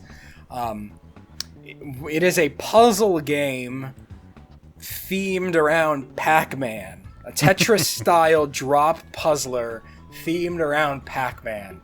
And you have 3 types of pieces primarily: block pieces, ghost pieces, and Pac-Mans. And what you do is, if you can make a uniform row of block pieces, they will clear out and make space. But it's very hard to do that, just raw, because you will get the pieces that drop always consist of 3 pieces in an L pattern, which will be so you'll be given a chunk of 3 pieces that could consist of a combo of any of those 3 types of pieces in any order or any quantity. Could be 2 blocks and a ghost, 2 blocks and a ghost, 3 ghosts, a Pac-Man, a block, and a ghost. Like any kind of combination you can imagine in an L shape. And your job is to try to figure out not only ways to continue to clear lines of block pieces to keep getting your score and not fill the screen up, but the only way to clear a ghost piece is naturally with a Pac-Man piece. So as you're constructing and filling the screen, you're not just trying to get rows of blocks, but you're also trying to arrange the blocks in such a way that the ghosts are contained in mazes, so that when you slam a Pac-Man piece down, Pac-Man starts going loose and he will eat the ghosts in the line of ghosts you've created. So you're always trying to keep in mind not just how do I clear blocks to keep the screen empty, but also how do I construct a clear path so that I can control the way Pac-Man will go, so that he eats the ghosts I need him to eat, so that once he clears the maze of ghosts I've built, those blocks will then drop, creating a combo, clearing more space. It's crazy. It's one of the hardest puzzle games, drop puzzlers I've ever played in terms of learning its logic and learning how to play it. Yep. And as soon as I played it, I became obsessed with figuring this logic out, memorizing and understanding the behavior of how Pac-Man will go when you drop him, learning how to put blocks in the way to direct his turns so he'll go the way you want him to go. I just became obsessed with it, and I've probably played this game at least once 5 days a week since the Evercade launched. Nice. I probably have played this game more than any other game this year. When you factor in the fact that I play it at least 20 minutes almost every work day of my life in the morning before I go to work. Obsessed with this game. I love it so much. I'm not exaggerating when I say I've played it more than probably any other game this year, except for maybe FF7 Remake that I put 70 hours into or whatever. But yeah, consistently, I play this almost every day. Well, I'd say that's the sign of a good game. I've not spent a ton of time with this one yet, but I was vaguely familiar with it beforehand. I think I saw an episode of Game Grumps or something where they played this as well. So I sort of had a passing familiarity with it. But yeah, this is not a super well-known game in Namco's back catalogue. This came out on the CDI as well as the Super NES, which will give you an idea of its obscurity. It was quite known for being a CDI game. But yeah, it's definitely a cool concept. Takes some time to learn. Because you have to figure out, particularly how Pac-Man moves is sort of the main thing you've got to get your head around. But yeah, very, very rewarding once you get a feel for it. Yeah. I mean, I don't know, like, you know, often we praise, like, one of the greatest design principles you can do in a game is, like, easy to learn, hard to master. But, like, Pac-Attack is, like, the polar opposite of that. Like, the barrier of entry is exceedingly high. But, like, once you learn its logic, it's exceedingly satisfying. Yeah. Yeah, for sure. All right. Well, staying on the Evercade theme then, since I'm sure there's going to be a fair few things come up from these collections. I think a great discovery for me this year was Starluster. Mm-hmm. So Starluster is another Namco game, as it happens. Because the two Namco collections on the Evercade are probably two of the best cartridges. They justify the Evercade. Like, if you bought the Evercade and just the two Namco sets, you would have more incredible gaming than you could possibly imagine for that cost of entry. Yeah, absolutely. Starluster was a particular highlight for me because this is not one I'd even heard of before the Evercade. This was originally released for Famicom, and it's basically Namco's take on Atari Star Raiders. So it's you sit in a spaceship, you have a galaxy map, you have star bases and planets that are gradually coming under attack from enemies. You walk between various parts on the galaxy map, shoot down the enemies, and save the star bases. All fairly straightforward, but just the execution of this game is just so wonderful. It's fairly straightforward. It maps very well to the simple controls of the Famicom. So it's just two buttons you need, but it just plays really nicely. It's presented really well. It's satisfying to play. There's variety each time you play because it randomizes the map each time you play, and there's some long-term challenge there as well because there are 3 different difficulty levels which don't just make the game harder, but they actually change the structure of it in some ways. So there's a training mission to begin with where all you've got to do basically is go and shoot down a couple of groups of enemies. Then there's the command mission, which is where you have a much larger map and you're focusing on defending these places and trying to score as many points as you can by defeating the enemies as quickly as possible and with as minimal damage to the things you're supposed to be defending as possible. And then the final mode is adventure mode, which is mostly similar to command mode, but you can find these secret items as you progress through the game and visit different planets. And if you find all the secret items, you can then go and take on the actual true final boss of the game, which is, if I remember correctly, a reference to Bosconian. So yeah, you go and shoot that down, and like that's the true end to the game. But even then, because the game is a little bit different each time you play, you can return to it time after time after time and have a good time with it. And it's a game that, like, a complete playthrough only takes like 15-20 minutes or so. So it's something you can enjoy at any time, which of course makes it ideal for handheld play. Yeah, I like games like that because then you can always challenge yourself. Yeah, like, and by that I mean, like, all right, I was able to finish it in 23 minutes. Like, all right, next run we're gonna shoot for 19 minutes. Like, you can challenge yourself in ways that the structure of the game doesn't necessarily encourage. Yeah. And I kind of enjoy that, especially in older games. Mm-hmm. This is one thing I find quite interesting about older games as well, because these days we're so used to being rewarded for everything we do, whether it's with an achievement or a trophy or some in-game unlock or like, congratulations, you got 5,000 experience or something like that. When you look back at a lot of these older games, you had to enjoy them like that. Like especially if you look right back to like Atari 2600 and so on. A lot of Atari 2600 games were kind of provided to the player in the same sort of way as a tabletop game would be provided, in that they provide you with the rule sets and the mechanics you need for a game, but they don't necessarily provide you with sort of the inherent meaning and the rewards for it, if that makes sense. So they provide you with something to do, but you have to provide the meaning for that experience yourself. So what are you going to do with this game? Are you playing for score? Are you playing for best time? Are you playing to beat your friends or whatever? And that kind of persisted for quite a long time, sort of right up through, I guess, sort of the 8 and 16-bit era, and to an extent the early 32-bit era as well, I guess. Like Checkered Flag, which we mentioned earlier, is quite a good example of this, because Checkered Flag is a racing game that it has no long-term structure. It has no career mode. It has a tournament mode where you can play 8 races in succession. But if you beat tournament mode, there's like no reward. You don't unlock anything. There's no reason to do that besides saying I beat tournament mode. Yeah. And so that's quite an interesting thing to go back to, because it's easy to forget kind of how much stuff modern gaming hands to us on a plate.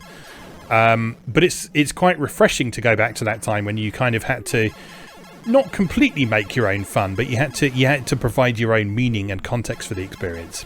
I think part of it for me is like modern games give you like goals, right? Like there's something to do. Like the question of why is always answered for you. There's an accomplishment, but like sometimes with older games, the why was to play the game.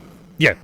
The why wasn't to get to a specific place to do a specific thing. There wasn't necessarily narrative. There wasn't items to collect, things to do, achievements to unlock. The why was to play. The play was the why.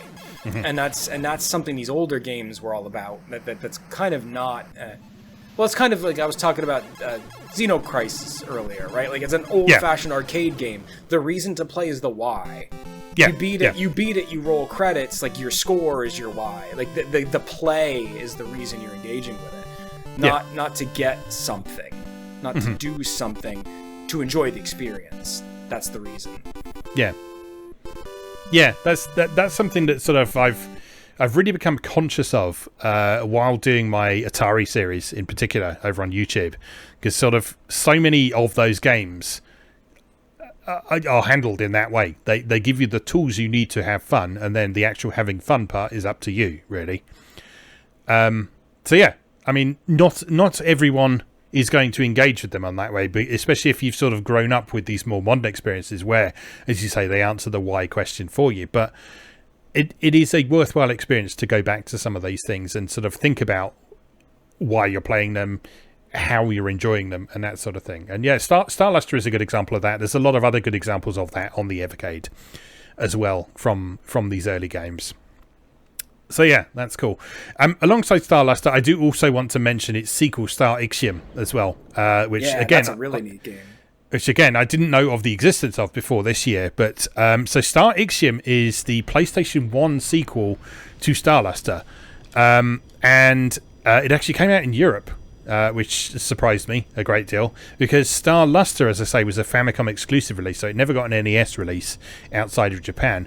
But Star Ixiom was specifically marketed in its European version as the sequel to Star Luster, a game you've never heard of. But it was cool. And Star Ixiom is one of those interesting things where when you look back at the reviews from the period, you can see that a lot of people who were reviewing things don't necessarily have the broader context that was necessary to understand why that game existed. Because most of the reviews of Star Ixiom from the time it came out were like, oh, this isn't Colony Wars. And you're right, no, it's not Colony Wars, because it's not trying to be Colony Wars. Colony Wars is a narrative-centric space game in the tradition of stuff like Wing Commander and so on, whereas Star Ixiom is a modern-day, for the time, mid-90s update of Star Luster, which is a narrative-free, mechanic-centric experience where the focus is on you exploring things in your own terms, not being told specifically what to do, and having to make your own decisions and that sort of thing. So they're two fundamentally different kinds of game. They just happen to both look like space sims where you look out through the cockpit and shoot things. So yeah, this is another one that's been really interesting to return to from a modern perspective. Star Ixiom does have much more of a structure than Star Luster does. So the command mode in Star Ixiom, rather than just providing you with a big map, it gives you with a structured series of missions to accomplish. But then there is still this third mode called Conquest in this case, where it does provide you with a big map, and the entire approach you take to completing the game on that mode is up to you, and it's terrifying, and I love it. Yeah, your footage of that game really, really intrigued me. It's also like a delight. Classic Namco, like broader Namco United lore universe, right? It's full of like enemies and references to like the history of Namco, which is so cool. Yeah, I had no appreciation of this until relatively recently when I think I was writing about Dig Dug. Yeah, I was going to say Dig Dug started and we fell down the rabbit hole.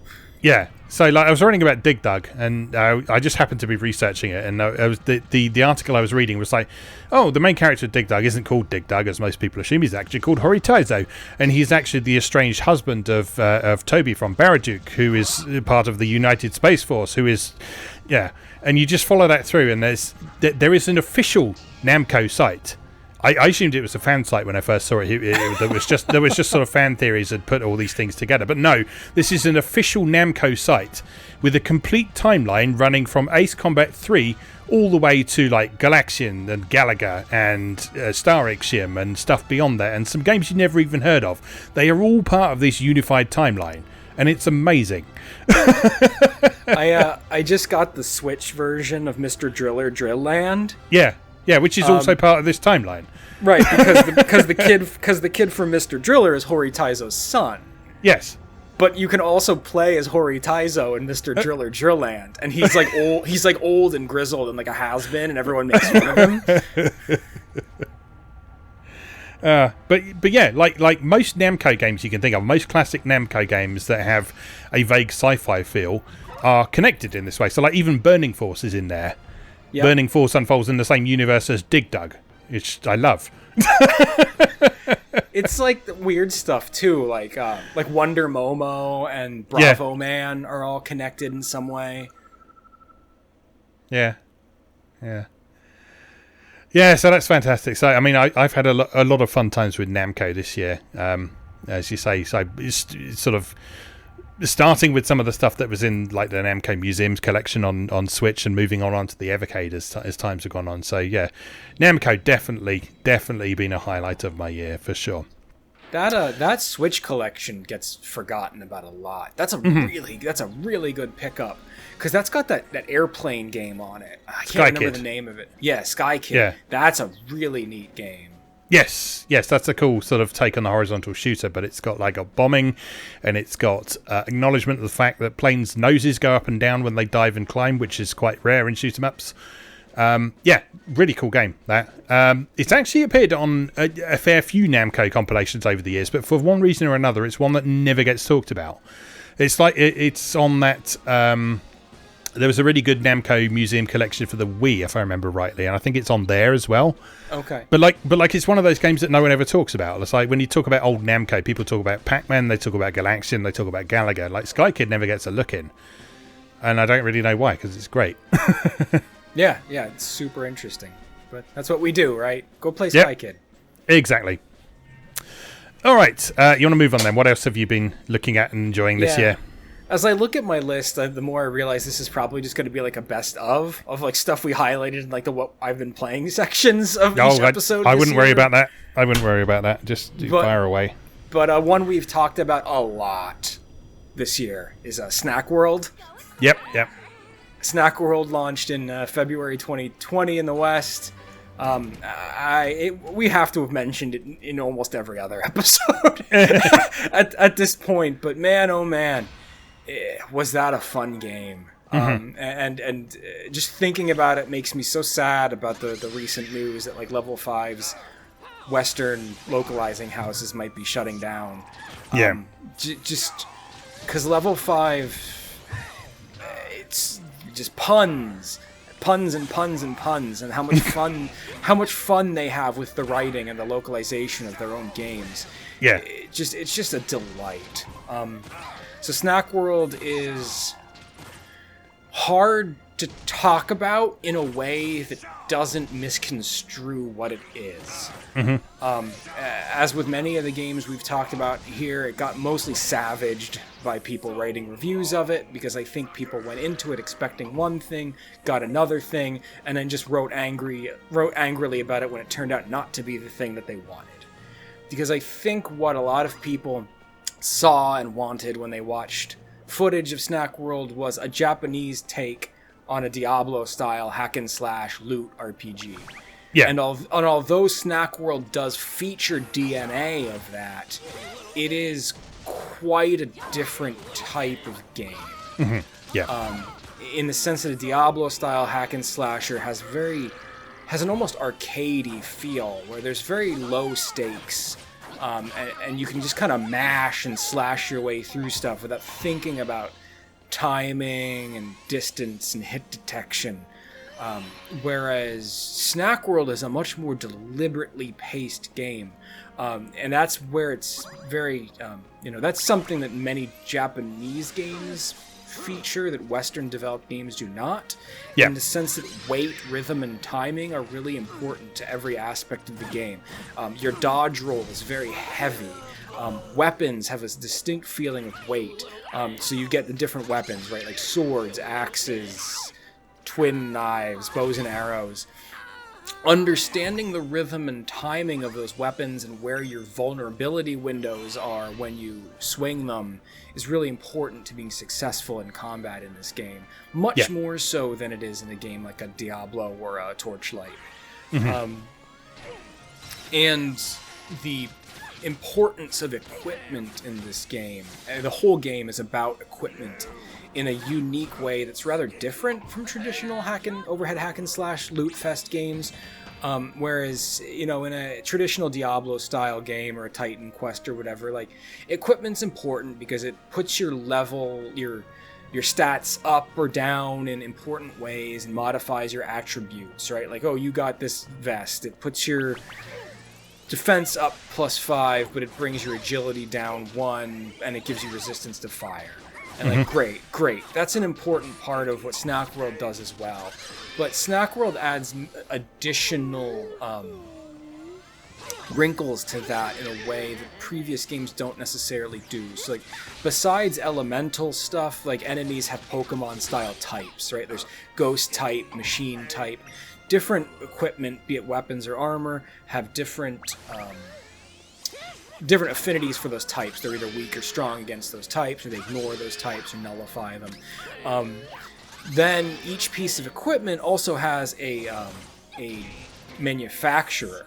So understanding the brand that makes your equipment is also important. So every day when you sign on to Snack World, what is stylish in the world of Snack World changes. It's like what brands are popular changes.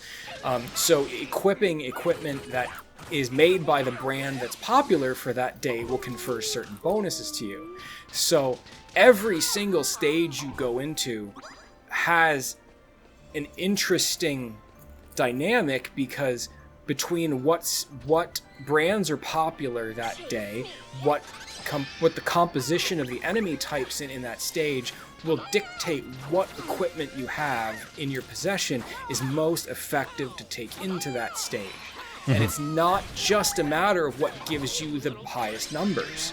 You may take the best sword you have into a stage, and it might be absolutely useless because the enemies in that stage are ghost type, and that sword is specifically weak against ghost type. So it's not just a matter of keeping your strongest equipment, the stuff with the highest numbers. You have to keep in your inventory all kinds of equipment. Stuff in a traditional RPG you probably would have thrown away because it became obsolete 10 levels ago might be super effective against the next boss. Like, you have to keep everything because you never know when it will come in handy. There are still stages I'm playing at, like, later chapters of the game where I'm using the first hat I bought. Yeah. Because that hat has the proper combination of type resistances where its stats don't really matter that much. And it's a totally radically different take on assessing and thinking about the usefulness of equipment in an action RPG. And I've never experienced anything like that before. There's also some Monster Hunter DNA in there as well, isn't there? With equipment upgrading and getting materials and that sort of thing as well. That's right. So there's the whole sort of upgrading metagame in that as well, and making yourself more powerful and getting better versions of the equipment you've got. So there's so much to do. That game has been a real highlight for me. It's fun in single player. It's fun in multiplayer. There's a lot of, as you say, really silly puns and witty writing in it, and it's super fun. I need to go back and play some more of that. I never actually beat it, so. Yeah, me neither. We should get some more multiplayer, and we had a really good time playing multiplayer with that. Yeah, for sure.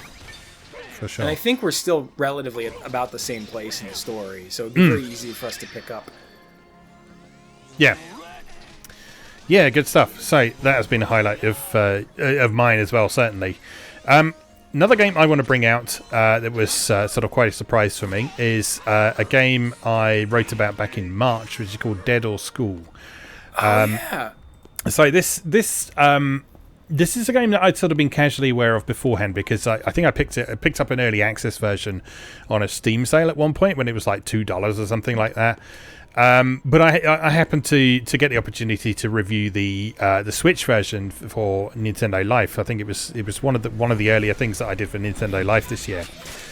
So Dead or School is I guess you'd call it a sort of side-scrolling action RPG in a lot of ways. There are elements of open structure 2D platforming in there, but it's kind of not quite as interconnected and freeform as sort of your average Metroid or your Castlevania or that sort of thing. It's very much sort of, there are self-contained zones that you work your way through, and there's sometimes alternate paths through those, and you need to explore the whole zone and so on. But those zones are mostly self-contained. But there's lots of cool things about Dead or School. But the first of which is the origin of it in the first place, which is that there was a creator who he was originally an erotic artist, as most Japanese creators spend some of their time doing at one point or another.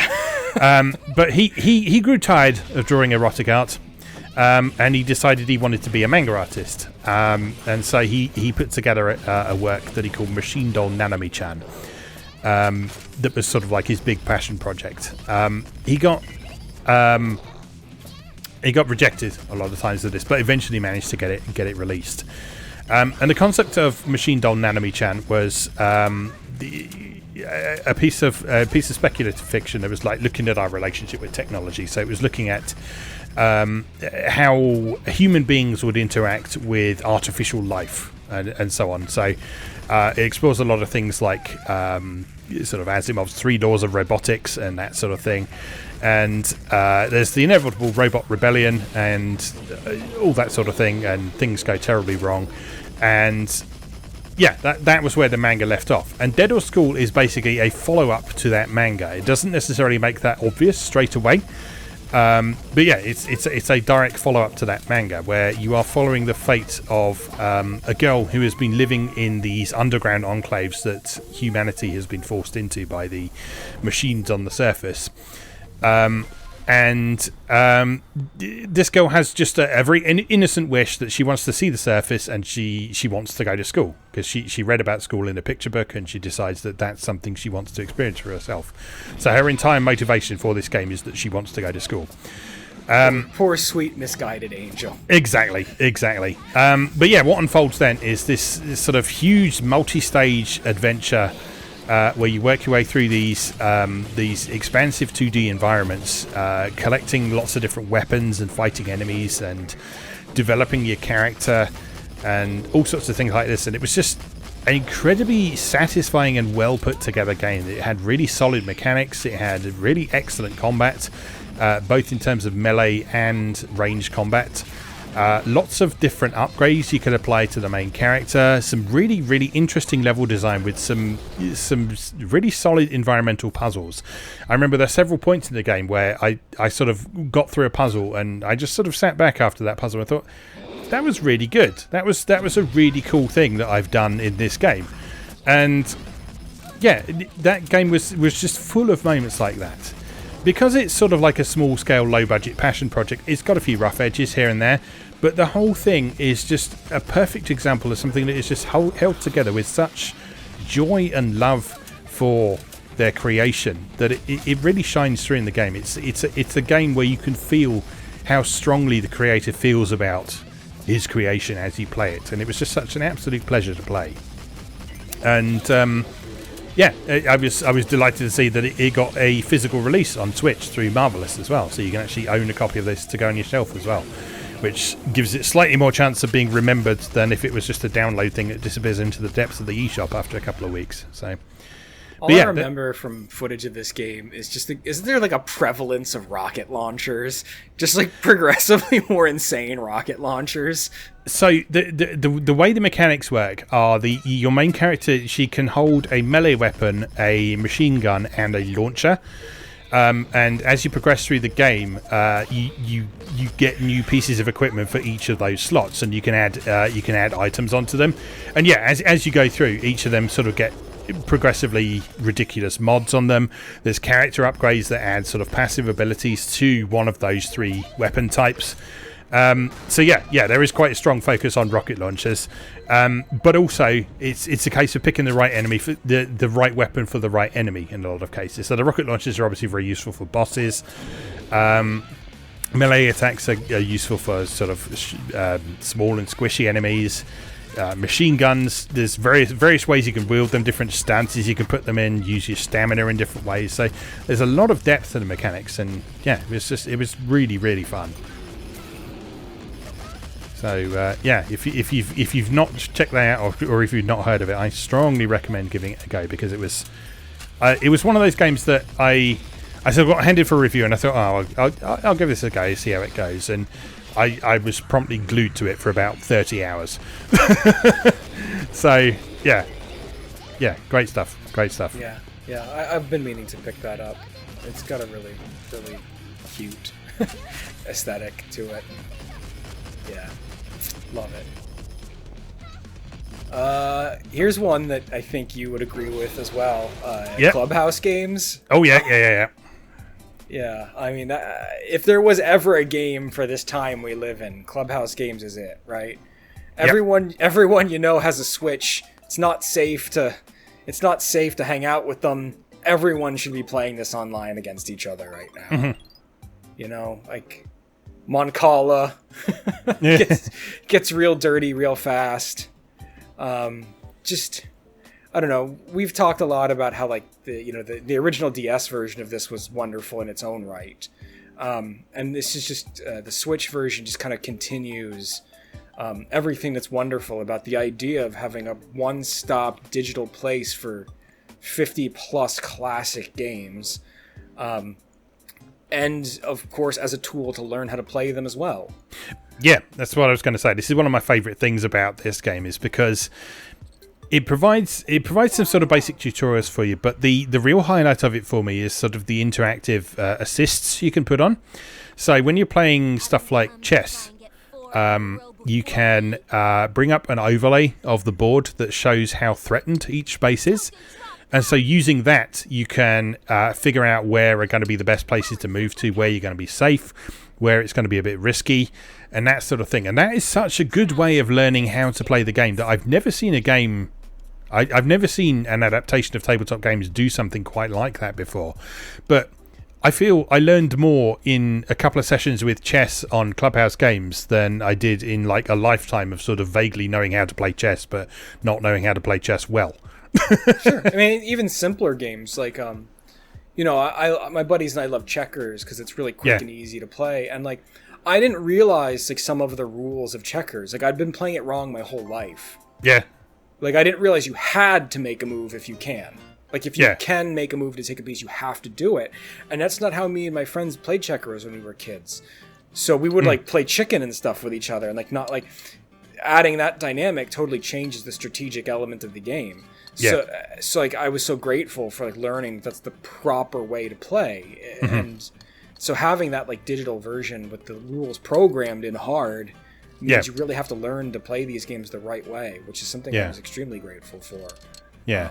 And of course the access to games that I'd never always meant to learn to play but never could before. I always wanted to learn to play Moncala. I always wanted to learn the right way to play like Go, full Go isn't on it, but the little version of Go is on there. So it's like a Go starter course. And like I've always wanted the opportunity to sit down and be taught the proper way to play these games.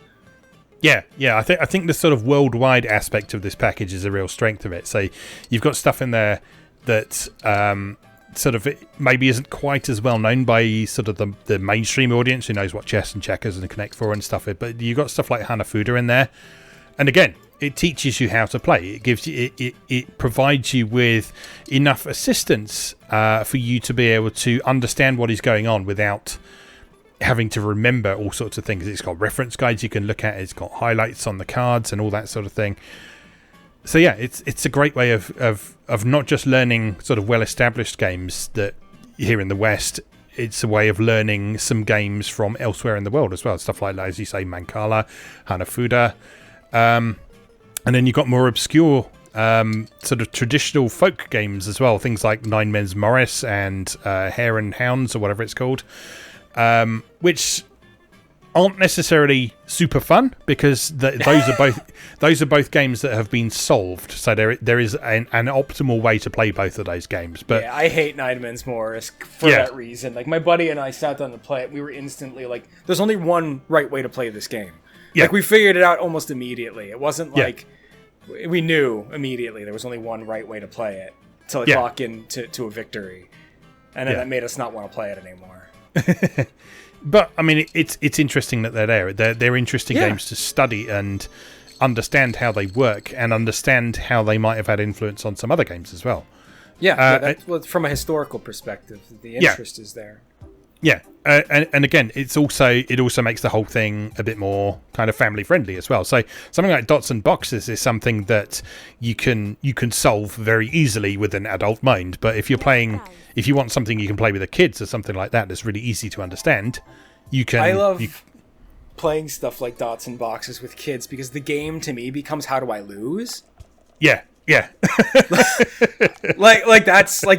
becomes the game. Is how do I lose? Like, how do I make stupid moves, and how do I craft a victory for the kid? Like, it becomes a totally different level of strategizing. Yeah. You can always sort of formalize that and say, like, whoever has the fewest boxes at the end wins, or something like that. Yeah, but I play fighting games in a similar way when I play fighting games with people who aren't into fighting games. Yeah. Like, when I play Smash Brothers with, like, people who aren't super into gaming, it's like, what do I scale back? How do I modify my performance so that I look like I'm trying, but I don't put them off of the experience by decimating them? Yeah. Again, I mean, it's taking us back to that question of why, isn't it? It's like, why are you playing these? And this package is a good way of exploring that in various ways. So, yeah, definitely something every Switch owner should have in their library for sure. And also worth noting that they carried over one of the best features of the DS version, which is that you only need one copy of the game to be able to play multiplayer. So that's integral.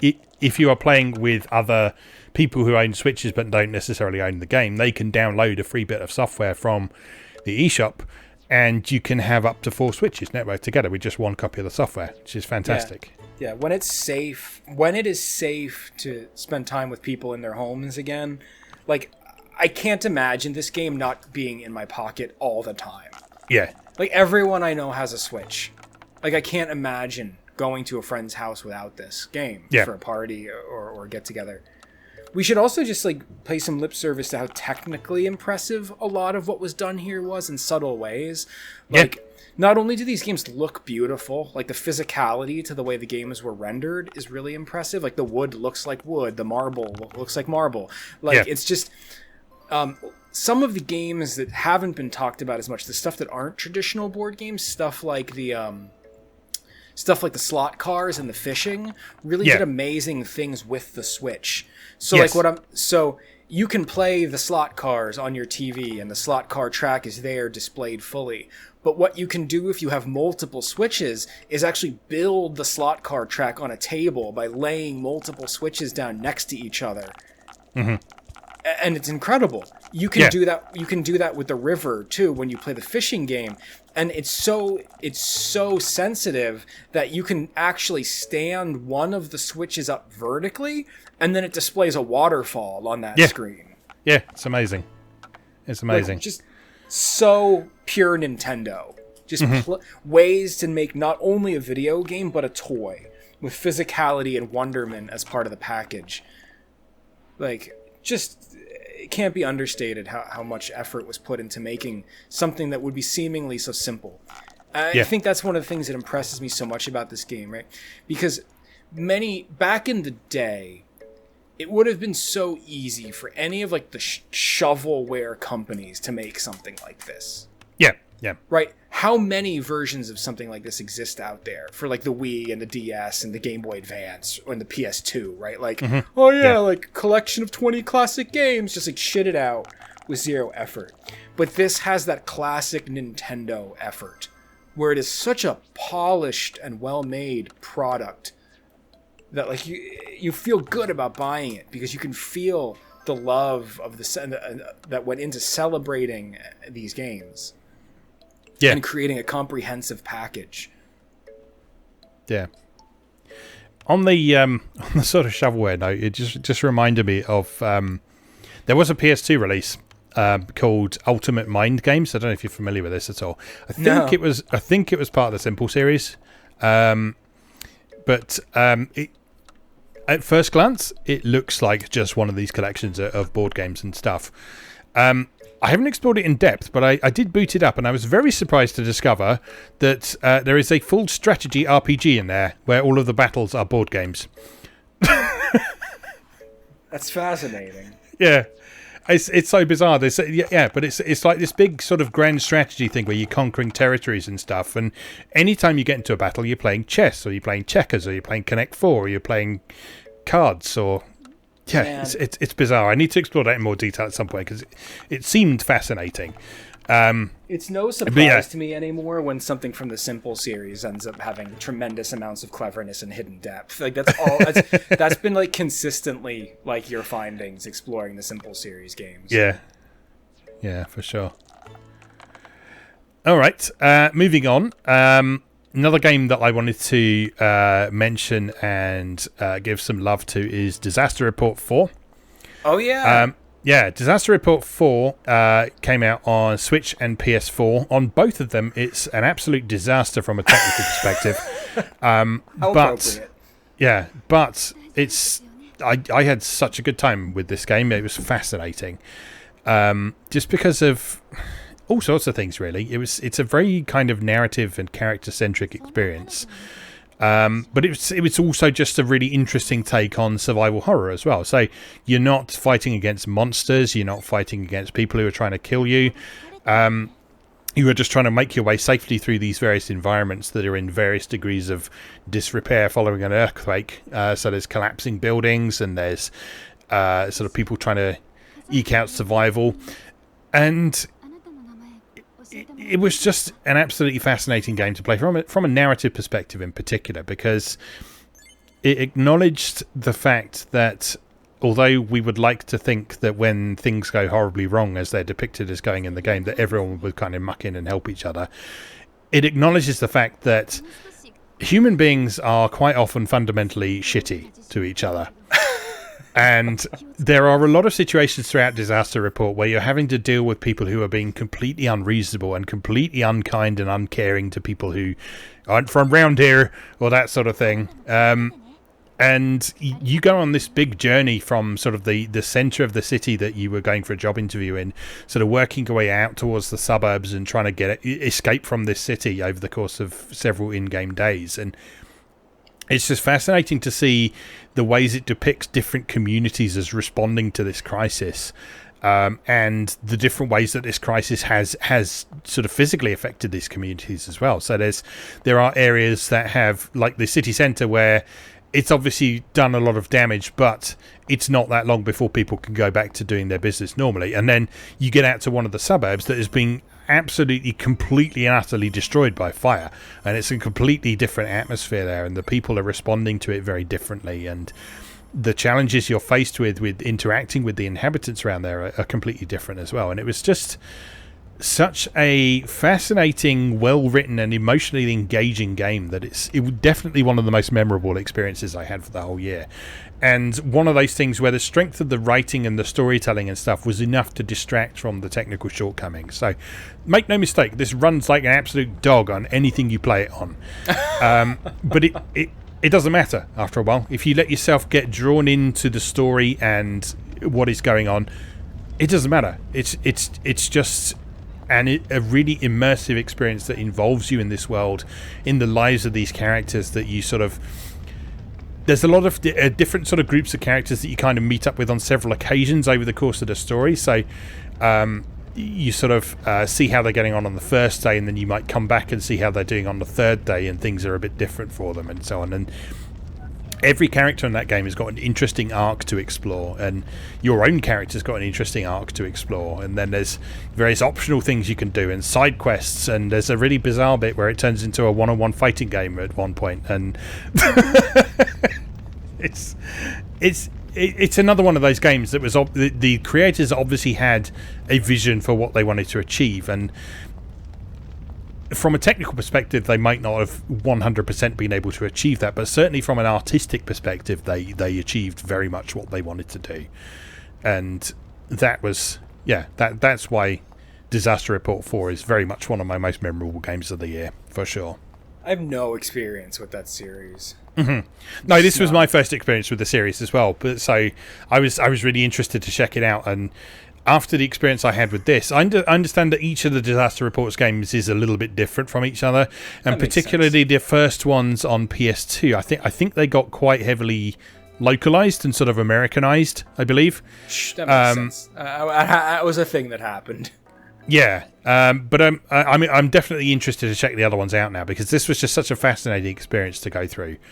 Sort of genuinely emotionally harrowing at times, so probably not one to play when you're feeling a bit down in the dumps, but yeah. So it was definitely not right now. But yeah, it was an artistic highlight of the year for me, absolutely. Cool. Yeah, I'll have to pick that up. I always wanted to. Can't own every game. Mm-hmm. The nice thing about it is because it's distributed by Nisa, they put it on deep discount quite often, so you can probably get a copy quite cheap now. Oh, good. Yeah, I'll have to look into that. It's time. All right, you got anything else for us? Oh, I have stuff upon stuff. Please continue then. Please continue. It's been a good year. Arbitrarily throwing an award out in a year of incredible compilations thanks to the Evercade. I just want to celebrate the greatest compilation of the year, which we dedicated a whole episode to, which was the Psikyo Shooting Stars sets. Yep. I mean, compilations are nothing new in the modern gaming atmosphere. I've got a ton of them, and they're great. But there's just something magical about the Psikyo Shooting Stars collections, Alpha and Bravo, by presenting us with two massive sets of... it's so easy these days that a lot of these compilations are like 8 and 16-bit games from like yesteryear or older arcade titles, but to boldly come out with a collection of PS1 and Saturn era games, which are just, unless you're a millionaire, many of these games are fundamentally inaccessible anymore, because the amount of money something like a Dreamcast, a Saturn copy of one of the Sengoku Canon games, just you can't afford it. It's not tenable to own these games. The Psikyo Shooting Stars collection was so important from not just a accessibility standpoint, but also a historical standpoint, because it gave us such a picture of the evolution of Psikyo as a development house. The way the Sengoku Canon games changed as the series progressed. The way the Strikers series changed and progressed mechanically as well as visually from game to game. Mm-hmm. Just everything about these was just a historical love letter to one of the shoot 'em up genre's greatest design houses. Yeah, and we talked about this on the episode we did dedicated to them, but they are real greats of the shoot 'em up genre, but then they're also a name that's perhaps not quite as well known as some of the other developers out there as well. So to sort of celebrate them in these collections like this was great, because I'd not encountered any of these games before, really. I'd sort of had passing experience with Gunbird, but that was about it. Yeah. And so a lot of these were new to me, and I was very pleasantly surprised by a lot of them. I mean, we talked about how I'd assumed that the Strikers 1945 series was going to be a dry and boring series about World War II aircraft. But no, it was World War II aircraft with laser beams being piloted by dogs fighting giant robots. So, yeah. Sometimes you think you're fighting an aircraft carrier. Then that aircraft carrier turns into a giant robot praying mantis. You don't know. You don't know where Strikers is going. It's the best. And the soundtracks and the character design and the early bullet hell without quite being bullet hell, like the most excessive. Like, this was like the era of vertical shoot 'em ups to me, where they were really challenging and starting to inch toward what would become Danmaku shooters, but they weren't quite there yet. Yeah. They were still accessible and scrutable, and you could actually figure out what the hell was going on the screens. Like, oh boy. Good times. Yeah, Good for times. sure. And Gunbird, just having Gunbird 1 and 2 alone. Mm-hmm. Yeah, those definite favorites for me. And Zero Gunner, from a historical perspective, to be able to own this remade version of Zero Gunner, which is reprogrammed from the ground up because the original source code was lost, significant to be able to have and play that. Yeah, definitely. Yeah, it was a real pleasure to explore those, and each one provided something new and interesting to find out. So it's not a case of them just sort of reskinning the same mechanics. Each one of those games is unique and distinctive in its own way. And it was a real pleasure to discover these for the first time, and I imagine a real pleasure to rediscover some of them if you were familiar with them from past years.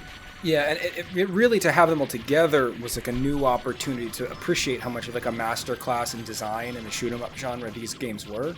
Yeah. Because, I've played many of the Strikers games before, but like years apart. Mm-hmm. So like it was very easy to have forgotten the way each of them differed. Like they all blended together in my head. Yeah. But to be able to play them in sequential order in the same evening really highlighted how different they all were, and the subtle mechanical changes that each one made as the series evolved. So like having these collections really afforded me that opportunity in a way that I'd never had before. So I was really grateful for that. Mm-hmm. Yeah, definitely. Yeah, there's a lot of value to being able to do that, I think, and that's one of the reasons why I like waiting a while before I look into sort of stuff that are more substantial series or things that have been going on for a while, because you get a very different experience from looking at things in immediate succession from each other than you do if there's like a year apart from each other, and that's not necessarily something that becomes obvious until many years after they were originally released. But it's always fascinating to go back to stuff like that. That's been one of the joys for me, reading and observing your playthroughs of the Atelier games. Yeah, because I think it was really common in games writing all across the internet as those games released. It's like these are reskins. Every game is the same. It's just the same game year after year with a different story and different characters. Yeah. But like this is exactly what I was just going to say. As I've been working my way through the Atelier series, it's become extremely apparent that each installment, even within the same sub-series, is unique. Each has its own elements that maybe build on the previous installment, but more often than not, they actually completely reinvent the game from installment to installment. So, like, you look at Atelier Iris, the 3 Atelier Iris games are all completely different mechanically from each other. Mm-hmm. And yet, when I was doing research for covering Atelier Iris 3, it was described by a reviewer who was sort of at the time typically held up as like one of the great examples of British games journalism and that sort of thing. He described it as sort of being a very conservative game. And like Atelier Iris 3 was a massive reinvention from its previous installment, and a massive reinvention from Atelier Iris Eternal Mana. And yet, because he was in a position to be able to write for, I think it was Eurogamer, he slapped it with a 5 out of 10 rating, which is a kiss of death. Yeah. And so, how many people missed out on a really excellent, really beautifully presented RPG experience that was distinctive, even from other installments in the same series, because of reviews like that? And that's been really sort of saddening to see as I look back and I see how common that is, unfortunately. It's funny because I remember we've had this discussion before, but I loved Atelier Iris 3 when it came out, and specifically one of the reasons I loved it so much was I was just coming down off the high of Monster Hunter, and I found its unique mission-based structure so radically different from any other RPG I played before that in my head, when I played Atelier Iris 3, I was like, this is something fresh and new. Yeah. It's like, how are those opinions so completely diametrically opposed? Yes. Oh, because I understand game design and I think about things. That's why.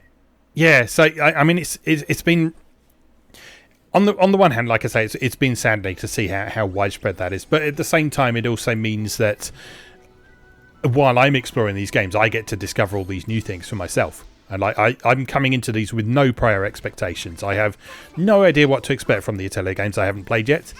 And my experiences with the series so far suggest that each one is going to provide something absolutely, completely unique. And that's been a real pleasure to discover as I go through. So it's hard to pick one that has been a highlight of the year for me. But I think if I had to pick one that has been and special highlights for me, I think it would probably be Khemia 2. Yeah, that's where I thought you were going to go. I remember talking to you about that when you were playing it. So Khemia 2 came out only in Japan and North America. So this is one that, for one reason or another, didn't get localized for Europe.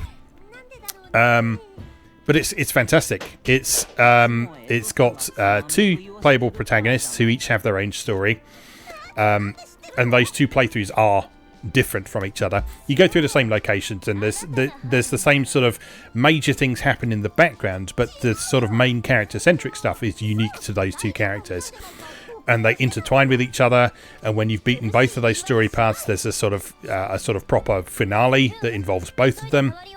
The alchemy system's really cool. The battle system is amazing. It's kind of building on what Atelier Iris 3 did. It's got a fantastic soundtrack with some of the most face-melting guitar riffs I've ever heard in gaming. It's fantastic. And that one in particular, because it didn't have anywhere near as widespread a release as the other games, and also because it came out so late. So this came out in... Hold on.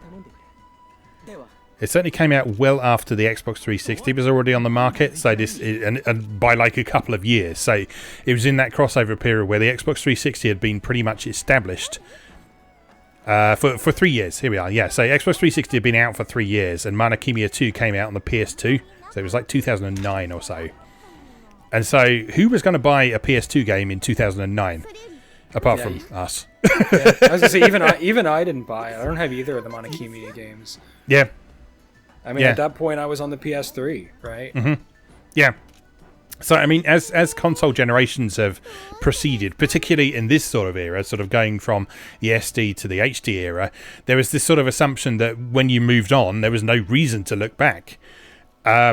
But sort of looking back on stuff like Khemia now, there is plenty of reason to look back. There is plenty of reason to look back on these old games and to explore the libraries of stuff. Particularly the stuff that came out from this sort of dark period when most people, most players, most developers, most publishers had moved on to the next generation. But there were some people still chipping away trying to get the absolute best out of the previous generation.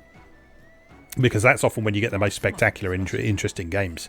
That's often the case. That's why I'm not counting out like the PS4 yet. You know, you never know what we're going to see. Yeah, exactly. Yeah. And Khemia 2 is absolutely, I would say, one of the most beautiful games I've seen on the PS2. It's stunning. Yeah. It's absolutely stunning. Yeah, it's got this beautiful blend of sort of 2D sprite work and 2D hand-drawn close-ups and simple but evocative polygon backgrounds. So it's all clearly still very block based, but just the design of those blocks and the textures on them and that sort of thing, it's got this beautifully evocative presentation that really gives you the atmosphere of the environments you're exploring, and it's just absolutely beautiful. And we don't get games that look like that anymore. No. Even in the indie space, it's quite rare to get something that looks quite like this. In 10 years, we will. The indie space isn't nostalgic for the PS2 era right now. Yeah.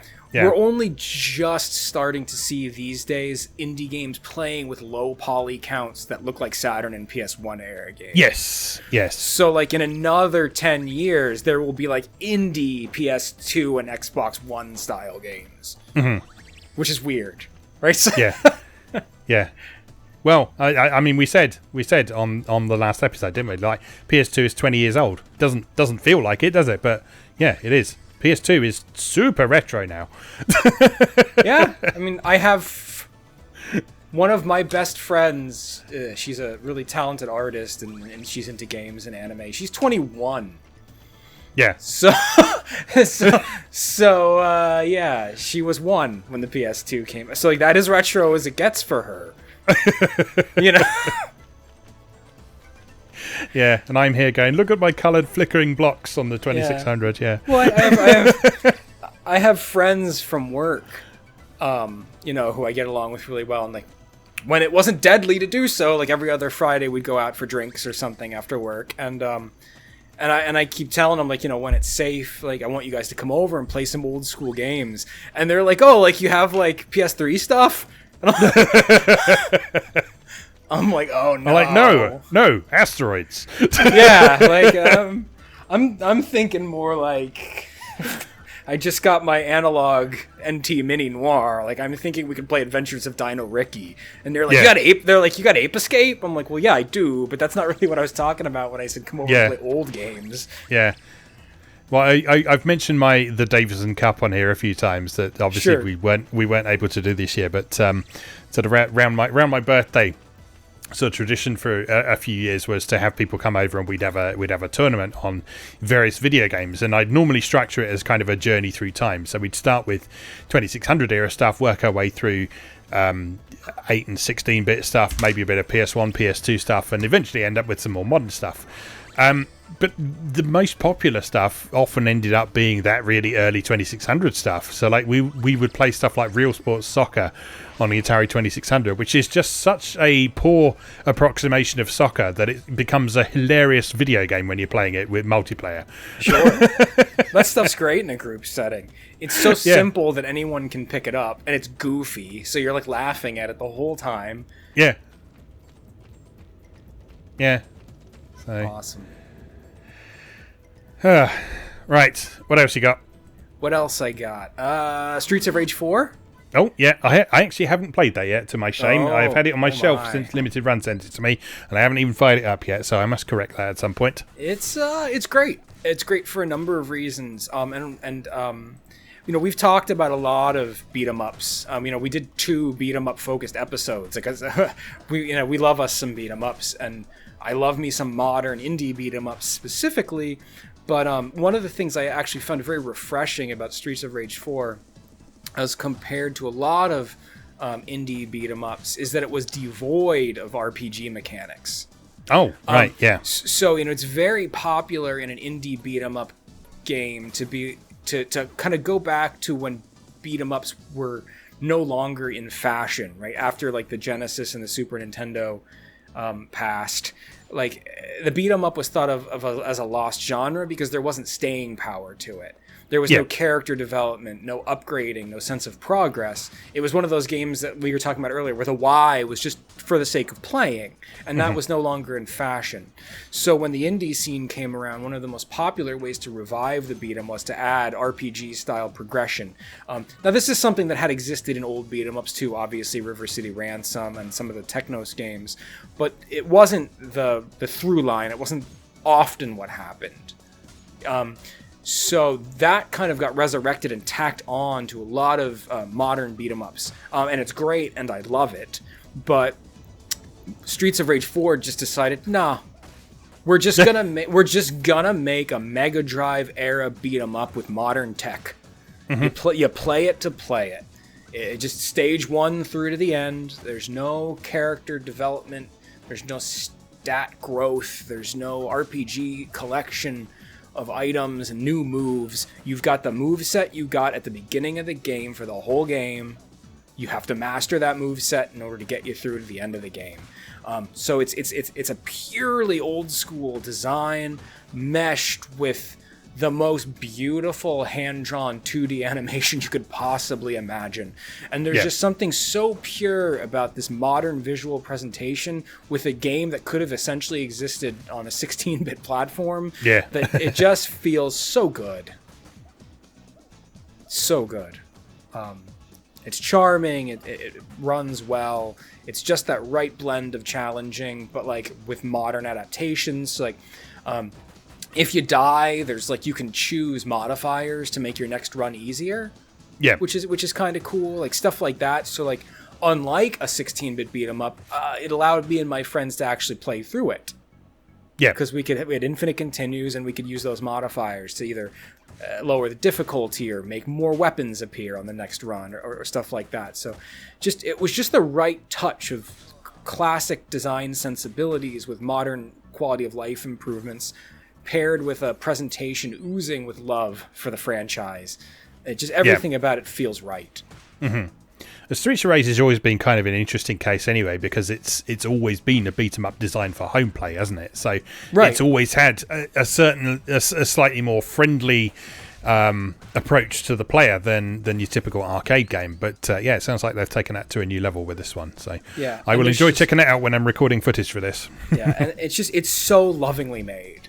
Which, I mean, shouldn't be a surprise because it's Lizard Cube. It's the same people who did that Wonder Boy remake that got all that press. But, like, there's just so many nods to the lore and, like, the structure and the history of the series. Like, like in the original Streets of Rage, you're police, you're cops, like undercover cops.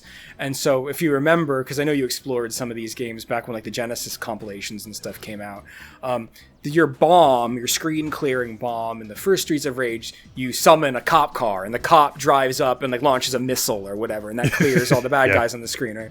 But as Streets of Rage progressed, you were no longer cops. You were like vigilantes, and that's very much the case, to the point in 4 you're not just vigilantes, you're criminals. Like the cops are after you. So it's like some of the enemies you're fighting in Streets of Rage 4 are cops. And there's a boss you fight that's a cop, like one of like the elite cops, and she is in the position that you were in Streets of Rage 1. Yeah.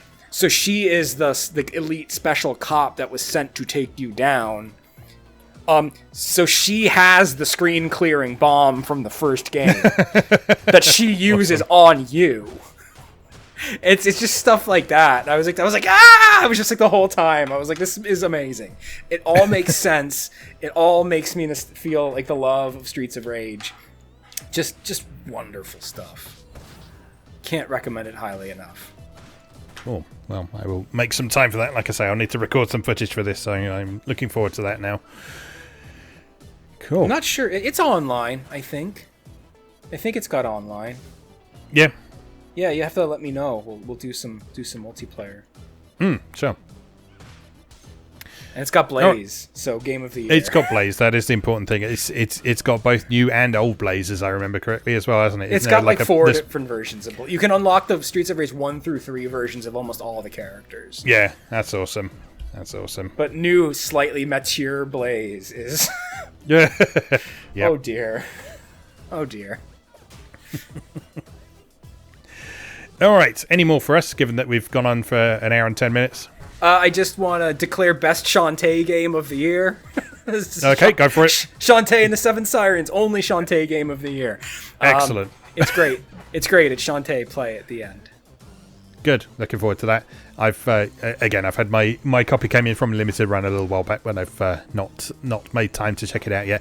I've been playing Mighty Switch Force though, because that came in around the same time, enjoying that a lot. So, yeah, I mean, you know how much we love Way Forward. We haven't done a Way Forward episode yet, have we? We really ought to. I want to take some time to play Vitamin Connection. I haven't played that me too. yet. Yeah. But yeah, a Way Forward celebration episode would be great. We could talk about Boy and his Blob. Oh yes, because I picked that up on Wii a while back. That needs talking about, I'm sure. Dedicated hug button. Dedicated hug button, indeed. All right, should we leave that there then? Do you want to tell people where to find you online then? Absolutely. You can find me on at ckaskyart.com, where I display some of my artwork as well as sell completed pieces. And I've got an Instagram as well, which is just at ckaskyart. So please stop by, give me a follow, let me know what you think. I post a lot of work in progress pieces, etc. on there. Good stuff. And you can find my writing most days on MoeGamer.net and YouTube videos most days at youtube.com/Pete Davison. If you're watching the video version of this podcast, there's an audio only version you can subscribe to at soundcloud.com/MoeGamer. And if you're listening to that audio only version, you can check out the video version with footage from all the stuff we've talked about at the aforementioned YouTube address, youtube.com/Pete Davison. Just remains for us to say, as always, thank you very much for watching and or listening, and we'll see you again next time.